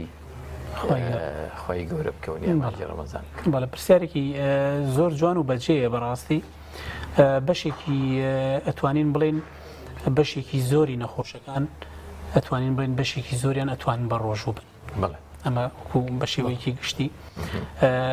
ئەتوانین بڵێن چەند نەخۆشێکان چەند فئەیەکی دیاریکراوە هەن لە نەخۆش کە ئەمانە خی گەورە ئیزنی داون و لە ڕووی تەندروستیەوە ئێمە وەکو دکتۆر پیان ئەڵێن نابێ بە ڕۆژوبوون لەبەرەوەی بە ڕۆژوبوون زیان بە تەندروستیانەگەیەنێ ئەو نەخۆشانش مجموعەیەکیان ئەو نەخۆشانن کە شەکرەی جۆری یەکیان هەیە ئەوانەی کە بەردەوام ئینسۆلین بەکارهێنن ینی ئاعتیمادی ڕئیسیان بۆ کۆنتڕۆلکردنی شەکرەکان بریتە لە ئینسۆلین و معڕەزن یا زۆر ینی زۆر ڕوبەڕووی ئەوە بنەوە احتیمالی زۆر هەیە تووشی ئەوە بن شەکرەیان دابەزێ لە کاتی بە ڕۆژووبوونە ئەم نەخۆشانە بە هیچ شێوەیەک نابێ بە ڕۆژوو بن مجموعەیەکی تر هەر لە فئەی بڵێن ئەوانەی کە شەکرەیان هەیە ئەو جۆرانن کە شەکرەی جۆری دویان هەیە بەڵام احتیمادی ڕئیسی شەکرەکەیان لەسەر ئینسۆلینە یعنی حەب ئیش ناکە بە تایبەتی لە دوای 10 ساڵ و 15 ساڵی ئەوەی کە تێپەڕێ لە بیدایەتی تەشخیصکردنی شەکرەکەەوە لە دوای 10 ساڵ 15 ساڵ تقریبا 12 ساڵ بۆ 15 ساڵ یعنی ئەمانە بڵێن ئینسۆلین پەنکریاسیان ئینسۆلین وەک پێویست ناڕژێنێ و ناتوانرێ شەکرە وەک پێویست بڵێن کۆنتڕۆل بکە لە خوێنە ئەم جۆرە ینی کە بەردەوامە بە ئینسۆلین بەکاربێنن ئەم جۆرەشیان بە هیچ شێوەیەک یا زۆر باشترە نابێ بە ڕۆژوو بن یان مجموعەیەکی تر نەخۆشمان هەیە بە ڕۆژوە بن ڕێگە پێدراون بە ڕۆژوو بن کە شەکرەیان هەیە بەڵام لە کاتی ڕۆژوەکەیە جاری وایە شەکرەیان زۆر بەرزە بێتەوە تووشی وشکبوونەوەی زۆرە بن تووشی ئازاری زۆری گەدا بن جاری وایە هەر شەکرەیەکی ئاعتیادی ئەکەن شەکرە بە 5 فاسێکی شەکراکەن شەکرەکەیان ئاگاتە نزیکی 300 ئەمانە باشترە بە ڕۆژوو نەبن یەکسەر ئەبێ ڕۆژوەکە پشکێنن نابێ بە ڕۆژوو بن یان ئەوانەی کە شەکرەکەیان شەکر سێمانگەکەیان لە سەر و نۆنی و دە ئەوانەوەیە شەکری سێمانیان بۆکەی ئەمانە عادەتەن لەوانەیە تووشی مزاعفاتی شەکرە ببن ئەگەر بە ڕۆژوو بن ئەمانش بە ڕۆژوو نەبن باشە بۆچی چکە لە هەندێک حاڵەتە ئەمانە احتیمال هەیە زەرر بە ملولەکانی چاویان بگا زەرر بە گورچیلەکانیان بگا زەرر بە دڵیان بگا لەبەرەوە ئەمانش نابێ بە ڕۆژوو بن مجموعەیەکی تر بەڕاستی لە نەخۆشەکان کە نابێ بە ڕۆژوو بن ئەو نەخۆشانن کە جۆرێک لە سیستبوونی گورچیلەیان هەیە کە بەردەوام پێویستیان بە ئاو خواردنەوەی بەردەوام هەیە و پێویستە ئاو زۆر بخۆنەوە و ڕێژێکی زۆر ئاو بخۆنەوە ئەمانە باشترە بە ڕۆژوو نەبن کچکە بە ڕۆژوو بوون لەوانەیە زەرر لە گورچیلەکانیان باو زیاتر گورچیلەکانیان وشک بێتەوە کریاتینەکان بەرز بێتەوە فئەیەکی تر بەڕاستی ئەو نەخۆشانن کە نەخۆشانی خستەخانەی بڵین هیوایە ئەو نەخۆشانی نەخۆشی شێرپەنجە ئەمانە بەڕاستی ناتوانین بڵین هەر هەمویان نابێ بە ڕۆژوو بن بە ڕۆژوو نەبن هەندێکیان تیان نەخۆشەکانیان کۆنتڕۆڵە هیچ مشکلەیەکیان نییە دوو مانجارە سێ مانجارە ئەبینرێنەوە متابعەکرێنەوە فۆڵۆئەپەکرێنەوە نەخۆشەکان لە حاڵەتێکی لە ڕێڕاوێژی دکتۆرەکان ئەمە باشترە پزیشکەکانی خۆیان بیان بینێتەوە و لە دوای بینینەوەی پزیشکەکانی خۆیان ئەتوان بە ڕۆژوو ینی بە ڕۆژوو بن یا بە ڕۆژوو نەبن بۆیان دیاریەکرێ هەندێک نەخۆشی شەیە کە بەڕاستی کە چارەسەری کیمیایی وەرەگرن کە ئەمانە بەڕاستی چارەسەری کیمیایی زۆر قورسە لە سەرجەستە شیبوونەوەی خانە شێرپەنجەیەکان و لەوانە دوای ئەوە احتیمال هەیە لەوانەیە ببێتەوەی پەکەوتنی گورچی لە وشکبوونەوەی زۆر یان ببێتەوەی ئەوەی کە دەرمانەکان زیان بەجەستیان بگەێنێ ئەمانش باشترە بە ڕۆژوو نەبن و ئەوانەی کە نەخۆشی دڵیان هەیە بەڵام هەموو جۆرە نەخۆشیێکی دڵ نەبەڕاستی ئەوانەی کە قەستەڕ و شەبەکە و باڵۆنیان بۆ کراوە هەندێکیان بە جۆرەی حاڵ و تەندروستی نەخۆشەکەیە و جاری وهەیە لەوانەیە سەردانی پزیشکەکەی ئەکاتەوە و بە جۆرەی پشکنین و تەحالیلەکان کە بۆیان نەکرێ بە جۆرەی ئەوە قەرارە درێ کە ئەما بە ڕۆژوو بن یا بە ڕۆژوو نەبن بەڵام ئەوانەی کە پەکەوتنی دڵ یا پەکەوتنی گورچیلەیانەیە ئەوانەی کە لەسەر غەسلن باشترە ئەوانە بە ڕۆژوو نەبن یان نابێ بە ڕۆژوو بن پرسیارێکی زۆر گریم هەیە لە نێوە فیانەیە بە ئیجازەی کاکشە دوو فئەمان هەیە هەم مناڵ هەم بە تەمەن ئەم دوو فئەیە چۆن مامەڵە لەگەڵ ڕەمەزان و ڕۆژوگرتنان بکەن بەنسبەتی مناڵەوە طبعا ئەمە وەکو ڕێنمایە دینیەکە ئەوەی کە هەیە بەڕاستی ئەوە تقریبا تۆزێک جیاوازی هەیە ینی ینی ئێمە ئەوترێ ینی تقریبا مناڵی خوار 9 ساڵ 8 ساڵ 9 ساڵ ئەوانە ئەڵێ بە ڕۆژوو نەبن باشە ینی بۆچی لەبەرەوەی کاتی گەشەیە لەو کاتەیە ئۆرگانەکانی جسم پێویستیان بە ئەو خواردنەوەی زۆر و خواردنی زۆر وزە هەیە ئەمانە ئەکرێ بڵین ئەگەر بە ڕۆژوش بن مەرج نییە ینی بڵین بە تایبەتی خوار 7 ساڵ خوار 8 ساڵ ئەتوانین وها بێ ینی مەرجنیە هەموو ڕۆژەکە تا ئێوارە بە ڕۆژوو بێ ینی وا ڕابهێنرێن ینی ئەگەر بە ڕۆژ ئەگەر ینی جاری وا هەیە مناڵەکە لەوانەیە ئەو قدرەتەی وها بێ لەوانەیە عزیمەتەکەی ئەوەنە گەورە بێ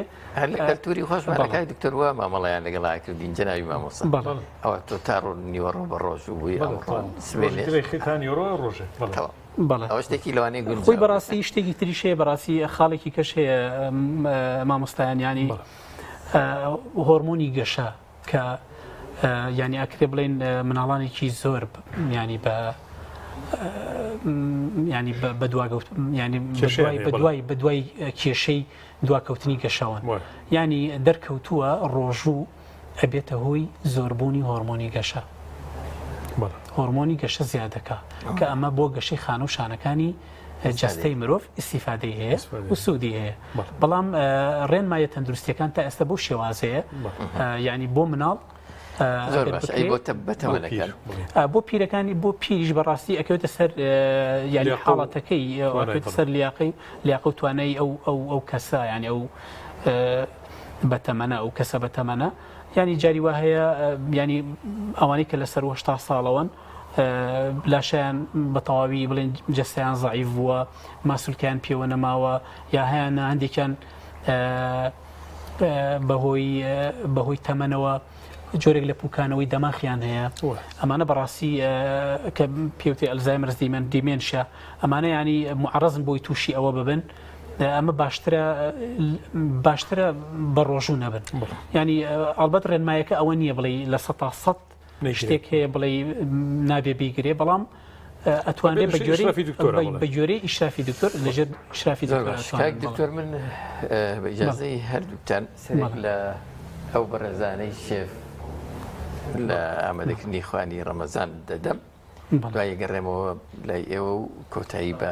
بابەتەکە کاتمان نییە لە سەری زمتان بینەرە بەڕێزەکان هاوڕێکانمان لە ئامادەکردنی خوانی بەربانگ کە شێف دیار و کە شێف نەریمان هەر سەرقاڵی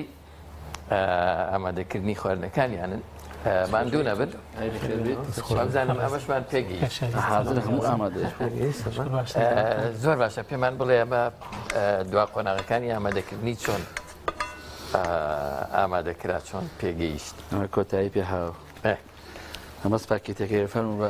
هەتان بە لەزەتیش دیارە زۆر خۆش سپاکێتێک پێشتر تۆزێ بۆمان بڵیتەوە بۆی بڵێ سپاکێتی ئەمە تەبان لە هەموو مارکێتەکانە زۆرە زیاتر ئێمە سپاگێتی ئەمە سپاگێتی نوعی زۆرە سپاکێتەکان بۆ نمونە زیاتر ئەمە بەکارێت بۆ ئێمە بۆ ئەم خواردنە ئەمە بریتە خوان بڕان سپاگێتەکە بریتە لە قیمە پەتاتە تەماتە هەروە بێتەوە دۆشاوی تایە بیبەری ئەلوانیشی تایە چۆنێتی ئامادەکردنەکەی ئامادەکردنی سەرەتا بۆ نمونە سۆسەکەی بۆ ئەگریتەوە پیازی بۆ وەردەکەیت کە پیازەکە سوور بەوە سەرەتا دوای قیمەکەی تیەکەی کە قیمەکەوتێکە دوای تەماتەکە لە ئاسارەیت تەماتەکە لە ئاسارەیت و ئەگەیتە ناو پیاز و سۆسینەکە و سۆسەکەەوە تر دوای بیبەرشتەکەی بۆ تیاکەی بۆ بۆی سیاکەی تر دوای لە ئاخیرە سپاکێتەکەی بەسەراکەیت شیرینی و شەربەتەکەشمان ئامادەکتۆر ئەڵێ خواردنیان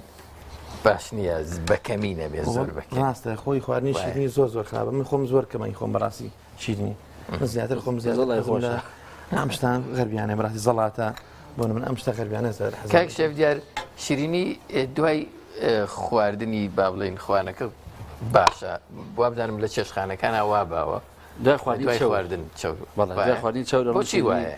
وڵی ئێوە دکتۆر باشە بەڵامەوە بۆ بە عادەتی چێشخانە و ڕێستۆرانتەکان بە هەمووی وایە هەمووی وایە بەڵێ مەشوای لێ بکەین باش نازم دکتۆر لاوەچێت تەوزیعی باشتر بزانیلەوە زۆر باشە چیتر هەیە پێمان بڵێن لە ئامادەکاری وڵاتەوە ئێمە ئەمریکاکردنەوەی ڕازانەوەی جیاکردنەوە ڕازانەوەی دەستان خۆش بێخوانێکی جوانە بینەرە بە ڕێزەکان چاڵا ڕێنمایەکان لە سۆشال میدیایی پێیان و لە پێگەی پێیان سایدی پێیان لەوێ دادەنرێ ئێوە توانن سوود لە کەناڵە جیاوازەکانی دیجیتال میدیا و سۆشال میدیای پێیان وەرگرن بۆ بینینی وردەکاریەکان و چۆنەتی لێنانی و ئامادەکردنی ئەم خوانە و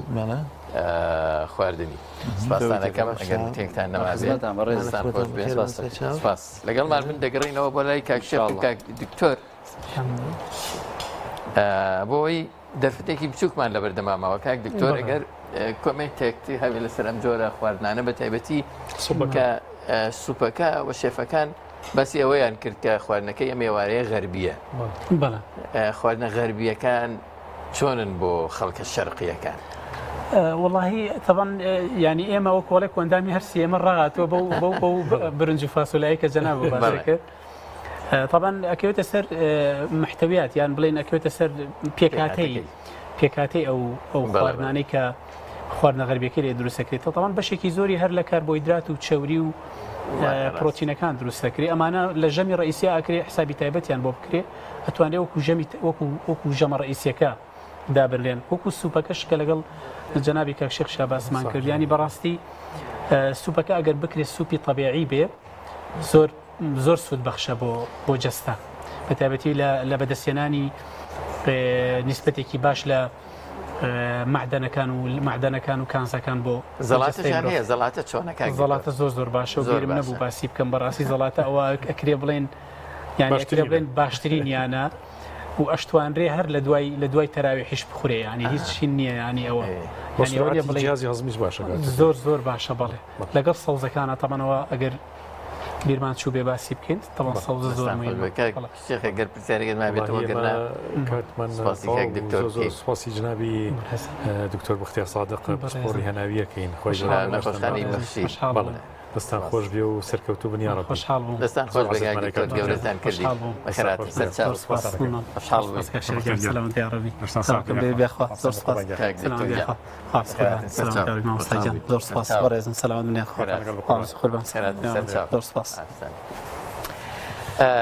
بینەرە بەڕێز و خۆشەویستەکان بەڵێ وابزانم پێ بچینە لای ناوبڕێک ئەم بەرنامەیە دوای ناوبڕێکەش بەردەوامە بێ بە سپۆنسەری زەیتی کاشۆ لەگەڵ نەخۆشخانەی بەخشی لەگەڵمان بمێنەوە دوای ناوبڕێک دێینەوە لاتە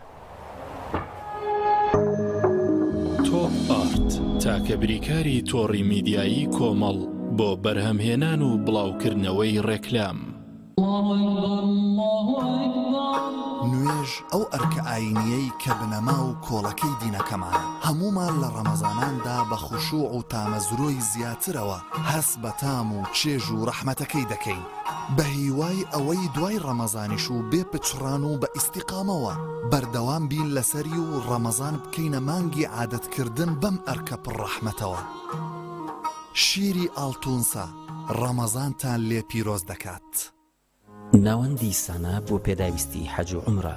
بینینی شوێنە پیرۆزەکانی ئیسلام چێژی تایبەتی خۆی هەیە پێشانگاکەمان کار ئاسانە بۆ حاجی و عومرەکارانی بەڕێز بۆ ئەوەی سەفەرەکەیان تایبەتتر و تەنها بیر لە بەجێهێنانی فەریزەکانیان بکەنەوە ئەویش بە دابینکردنی هەموو جۆرە پێداویستیەکانی حەج و عومرە بە نرخی جملە و باشترین جۆرەکانی کە تەسبیح بە هەموو شێوەکان و سیواک و بەرماڵ و هەموو جۆرە بۆنێکی گەورە و بچووک و کڵاو و ئاوی زەمزەم بە چەند شێوازێک لەگەڵ ئەوانەشدا باشترین جۆری قەڵەمی قورئان خوێنمان لا دەست دەکەوێت لای ئێمە هەموو بابەتێک تایبەت بە دیاری بۆ خۆشەویستانت بەردەستە ناونیشان سلێمانی حەوزە وشکەکە بازاڕی مراد تەنیشت دوکانی حاجی عارفی عتار یاخود گەڕەکی ئازادی جادەی سیەکە نزیک مزگەوتی هەنجیرەکە بۆ زانیاری زیاتر پەیوەندی بەم ژمارە تەلەفۆنانەوە بکەن ناوەندی سانە لە پێداویستی حاج و عومرە. کۆمپانیای کاروانی مەدینە کۆمپانیای کاروانی مەدینە گەشتەکانی عومرەی دەست پێ دەکات بۆ هەردوو شاری مەدینەی درەوشاوە و مەککەی پیرۆز بە باشترین خزمەتگوزاری و نرخی گونجاو بە سەرپەرشتی مامۆستا کەمال غەفار و بەڕێبەرایەتی مامۆستایانی ئاینی شارەزا و دڵسۆز کۆمپانیای کاروانی مەدینە بۆ حەج و عومرە ناونیشان سلێمانی شەقامی بازنەی مەلیک مەحموود بەرامبەر نەخۆشخانەی بەخشین بۆ زانیاری زیاتر پەیوەندی بەم ژمارانەوە بکەن خۆمان تێکەڵەکەمان حاضر کردو و پێویست ناکا بیست هاوکێشەی چا تێکەڵکردن تا بکەیتەوە خۆی لەوە باشتر دەشوەکاتێ و هەر شوێنێک لێبنی خۆش دەرەچێت چای مؤمین تام و بۆن ئایدی ئێمەیە ڕەمەزان لە ڕیکلامە ڕەمەزان لە ڕاستیە مناڵی ناسن درەنگە فریان ناکەویت باش دایگەانی ساڵەسم پارشێو ناکەم.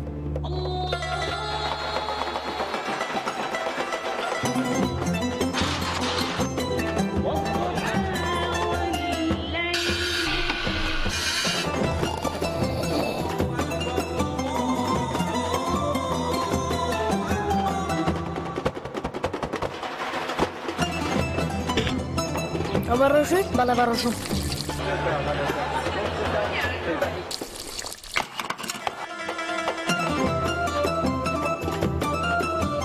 ڕەمەزان وەک ڕکلامەکان بێت یاخود ژیانی ڕاستی با هەوڵدەین زۆرترین تێشوی قیامەتی تیاکۆ بکەینەوە بە جۆرێک چێژی ڕۆحی لێوەرگرین تا 11 مانگی تر بەشمان بکات. برنجی مەحموود ڕەمەزانتان لێ پیرۆزەکات. ئۆبێرە بەهێزترین موبەریدەی پلاستیک، دیزاینێکی نوێ و توانایەکی بێوێنە لە پاڵنانی هەوا، فلتەرێکی ئەستوری ئۆرجینەڵ، کەمترین دەنگی هەیە و دەگرمانە، ماتۆری ماگنێتی تۆربۆیە و 100 پلەی خێرایی هەیە و بە 2 ئەمپێر کارە بەکار دەکات. دەبڵ واتەر پەمپە، بۆری و پلاستیکەکەی ڕیسایکلین نییە و بەرگەی پەستانی زۆر و ساردی و گەرمی دەگرێت. شاشە و کۆنتڕۆڵی هەیە و دەتوانرێت لە ڕێگەی وایفایەوە کاری پێ بکرێت. ئۆبێرە شایەنی ماڵی تۆیە. کاشۆ بەرهەمێکی خانەدانە تایبەت بەخوان و چێشتخانە. چێژ و جوانی زەیتی کاشۆ مایەی کۆکەرەوەی خێزانە. بۆ دوورکەوتنەوە لە زەخت و شەکرە کاشۆ دەوا و دەرمانە. هەمیشە مەڕوانە لە هەرزانی کە ئەزانی لەسەر سیحەتت گرانە. دەسا هەڵبژێرە زەیتی کاشۆ بەرەکەتی سفرە و خوانە.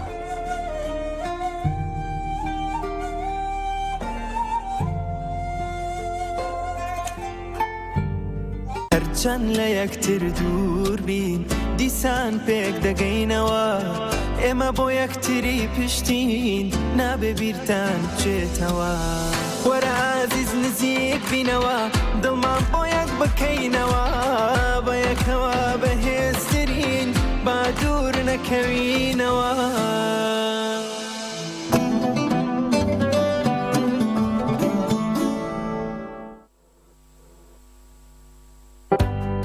گرفتی ئەوەت نەبێت جلەکانت پیس بوون و بۆنیان ناخۆش بێت کاتێک جلشۆری هایسنس بیورجێتت هەیە. ئەم جلشۆرە سیستمی هەڵمی تێدایە بە تەواوەتی جلەکانت لە پیسی پاگەکاتەوە و بۆنێکی خۆشیانەداتێ و ناژێڵێت چرچ ببن. سیستمی ئینڤێرتەری تێدایە و ڕێگرێت لەوەی هەر گرفتێکی کارەبایت بۆ دروست ببێت. دیزاینێکی جوانی هەیە و کواڵیتێکەشی هێچکار بەرزە. لە یەکادا هەم جلەکانت بۆ شووە و هەم بە باشترین شێوە وشکیانەکاتەوە و ناژێڵێت جلەکانت چرچ و لۆچیان ڕوبەرێکی گەورەی هەیە و 10 کیلۆگرام پۆشاک لە خۆت. ئەمانە و چەندین تایبەتمەندی تر لەم جۆرە نوێی جلشۆری هایسنسدا بۆ تۆ ئامادەکراوە. تۆپ ئارت تاکە بریکاری تۆڕی میدیایی کۆمەڵ بۆ بەرهەمهێنان و بڵاوکردنەوەی ڕێکلام.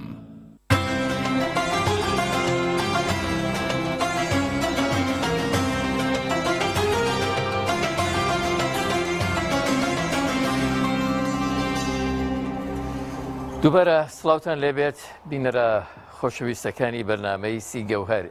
لە کۆچاییەکانی ئەڵقەی ئەمڕۆ نزیکە بینەوە دوای ماندووبوونێکی زۆری شێفە بەڕێزەکان کاک شێف دیار و کاک شێف نەریمان خوانەکەیان بە جوانی ئامادەیە پێم وایە وانە؟ بەڵێ بەڵێ خۆشەویستانی شەتوان لە ماڵەکانی خۆتانە خارمان ئەم شێوە خواردنە ناوازەیە پێشکەش بە خانەواداگی خۆیان بکات. ئینشاءڵڵا دەستان خۆش بێت. زۆر سپاس. خۆشەویستان ئێمە پێشەوەی کۆتایی بە بەرنامەکەمان بێنین سپاسی هەموو هاوکاران مەکەم کە لەگەڵ بڕگە جیاوازەکان و میوانە جیاوازەکان و بابەتە جیاوازەکان ماندوو بوون. کاک عادل عیزەتی دەرهێنەر و ستافە جوانەکەی سپاسیانەکەین کە میێوارەیە ماندوو بوون لەگەڵمان و بە نزاکانمان هاوشێوەی ئەڵلقەکانی ڕابردووی بەرنامە کۆتایی بە ئەڵلقەی ئەم جارە شەهێنین. نزاکانی ئەم میێوارەیەمان بەڕێز مامۆستا شێخ فاتیح بەلاوانەوە جوانەکەی بە زمانە پاراوەکەی لەباتی ئێمەش ڕوو لە قاپی پەروەردگار بە زمانی بەڕۆژووەوە لە مانگی پیرۆزی ڕەمەزان نزامان بۆەکە لە خۆی گەورە داواکارین نزاکانمان قبول بکات. بەڕێز مامۆستا شێخ فاتح فەرموو.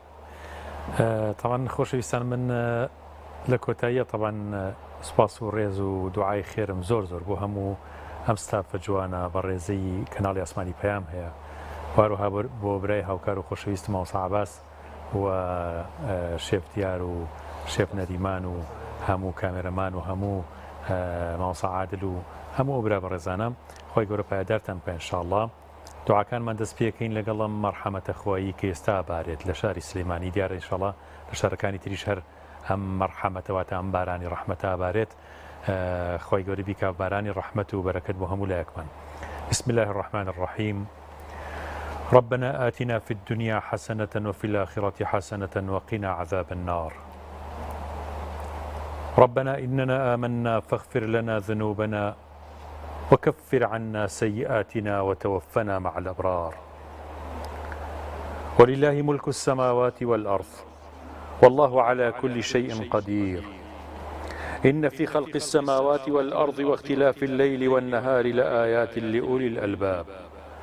الذين يذكرون الله قياما وقعودا وعلى جنوبهم ويتفكرون في خلق السماوات والأرض ربنا ما خلقت هذا باطلا سبحانك فقنا عذاب النار. ربنا إنك من تدخل النار فقد أخزيته وما للظالمين من أنصار. اللهم أنت الملك الحي القيوم الحق المبين الذي لا إله إلا أنت ربي خلقتني وأنا عبدك وأنا على عهدك ووعدك ما استطعت أعوذ بك من شر ما صنعت أبوء لك بنعمتك علي وأبوء بذنبي فاغفر لي فإنه لا يغفر الذنوب إلا أنت. يا رب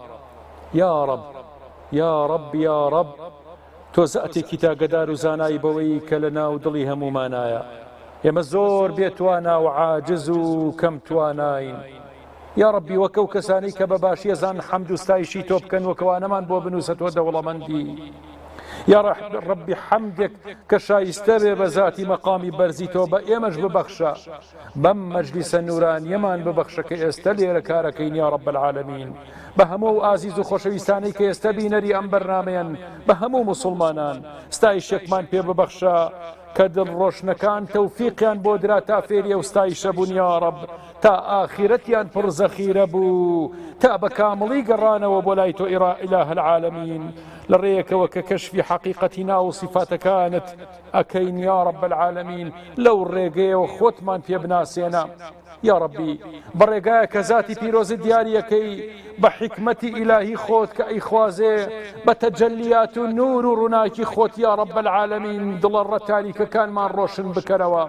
لەم مانگی پیرۆزی ڕەمەزانەیە ئەم دڵانەمان بە تەواوی بۆ خۆت ببە یا رب، زانین و زانیاریەکمان پێ ببەخشە یا رب کە بەو زانین و زانیاریەت تۆی پێ بناسین و مەحەبەت و خۆشەویستی تۆ زیاد بکە لە دڵمانە. یا ربی خوایکیان ئەو بەندانەی کە ئەتەوێت و ئەوانش دەستی بەخشینیان هەیە یا رب العالمین، یا ربی خوایە بەرز و باڵایان بکە یا رب، دڵی شایستەمان پێ ببەخشە و خەڵاتمان بکە یا ربی. خەزێنەی مەرحەمەت و سۆز و میهرەبانی و بەخشینت ئەوەندە پڕە بۆ هەر کەسێ بە جۆرێکە و بۆ هەر جۆرێک بەوێنە و بە شێوەیەکی ناوازە ئەینێری. ئەی فەردی عەزەم هەموو ڕۆژێ جۆرێ لە ستایش و حەمدی و ستایشی ناوازەی خۆت ئیلهام بخەرە ناو دڵمان یا رب. یا ربی دامەزراومان بکە لەسەر ئیمان، تەوفیقمان بە و هیدایەتمان بە و لەم بازاری غەفلەتە ڕزگارمان بکە یا رب. مەزهەرێکە لایق بە کەماڵ و کەماڵی ئەقدەسی تۆ بێ پیشانی ئەدەیت یا ربی، ما لا عین ڕەئەت پیشانی دڵەکان ئەدەیت لە هەموو بەشێکی سەر چرکەیەکە لەسەر دڵەکانمان یا رب العالمین جۆرێ لە بەخششی تۆ پەخشە بێت یا ربی خوای گیان، بە نور و فیوزاتی خۆت دڵمان ڕۆشن بکەرەوە، ئیلهامی دڵمان بکە بۆ چاکە و یا ربی لە ئیلهامەکانی شەیطان بە یەکجارەکی دەستکۆتا ببین و هەرگیز نەگەڕێینەوە بۆ ئیلهامەکانی شەیطان ئیلاهە العالەمین. یا ڕەبی خوای گیان ئێمە بەندەی تۆین ستەممان لە خۆمان کرد کاتێک کە بەگوێی شەیطانمان کرد ستەممان لە خۆمان کرد کاتێک کە غافڵ بووین و بێ ئاگا بووین لێمان خۆش بە و عەفومان کە لەم سەرەتای مانگی پیرۆزی ڕەمەزانەکە مانگی مەرحەمەت و میهرەبانیە و کە دەی یەکەمی مەرحەمەت و میهرەبانی خۆتە ڕێژی بەسەر بەندەکان تا ئیلەه العالەمین لێمان خۆش بە و عەفومان کە یا عەفو عەفومان کە اللهم إنك عفو كريم تحب العفو فاعف عنا اللهم إنك عفو كريم تحب العفو فاعف عنا اللهم إنك عفو كريم تحب العفو فاعف عنا يا ربي خوايا سفري معنوي من خالية بري بكرة وإله العالمين يا ربي سفري خواردنا كان من برا لخواردن بلا معنويات من خالية بري بك لإيمان ولتقوى بري بك لو زخيري كبرقي الروش سخت كان الروش قيامة بقري بري بك لو زخيري كبرقي 50,000 صالي محشر بقري إله العالمين ضلمان أو دشتو أو دير بك بنور إيمان بتوفيقاتي خود من لي مبربوت شركة ساتك شاه الإله العالمين يا ربي خوايا بوت شركة ممان در دستي نفسي خومان چونك نفسي خومان ويلو سرگردان ما نكاو دوج من بخومان وخومان ناناسين إله العالمين عفو من كولي من خوش باب يا رب يا رب يا ربي خوايا هرچي كسي استهر دعا وبارانويكي هي سيري أم برنامه آزي زمانكات ولم كنال وردبيت ويا رب العالمين بدواي دعا كاني دلي خويا أقري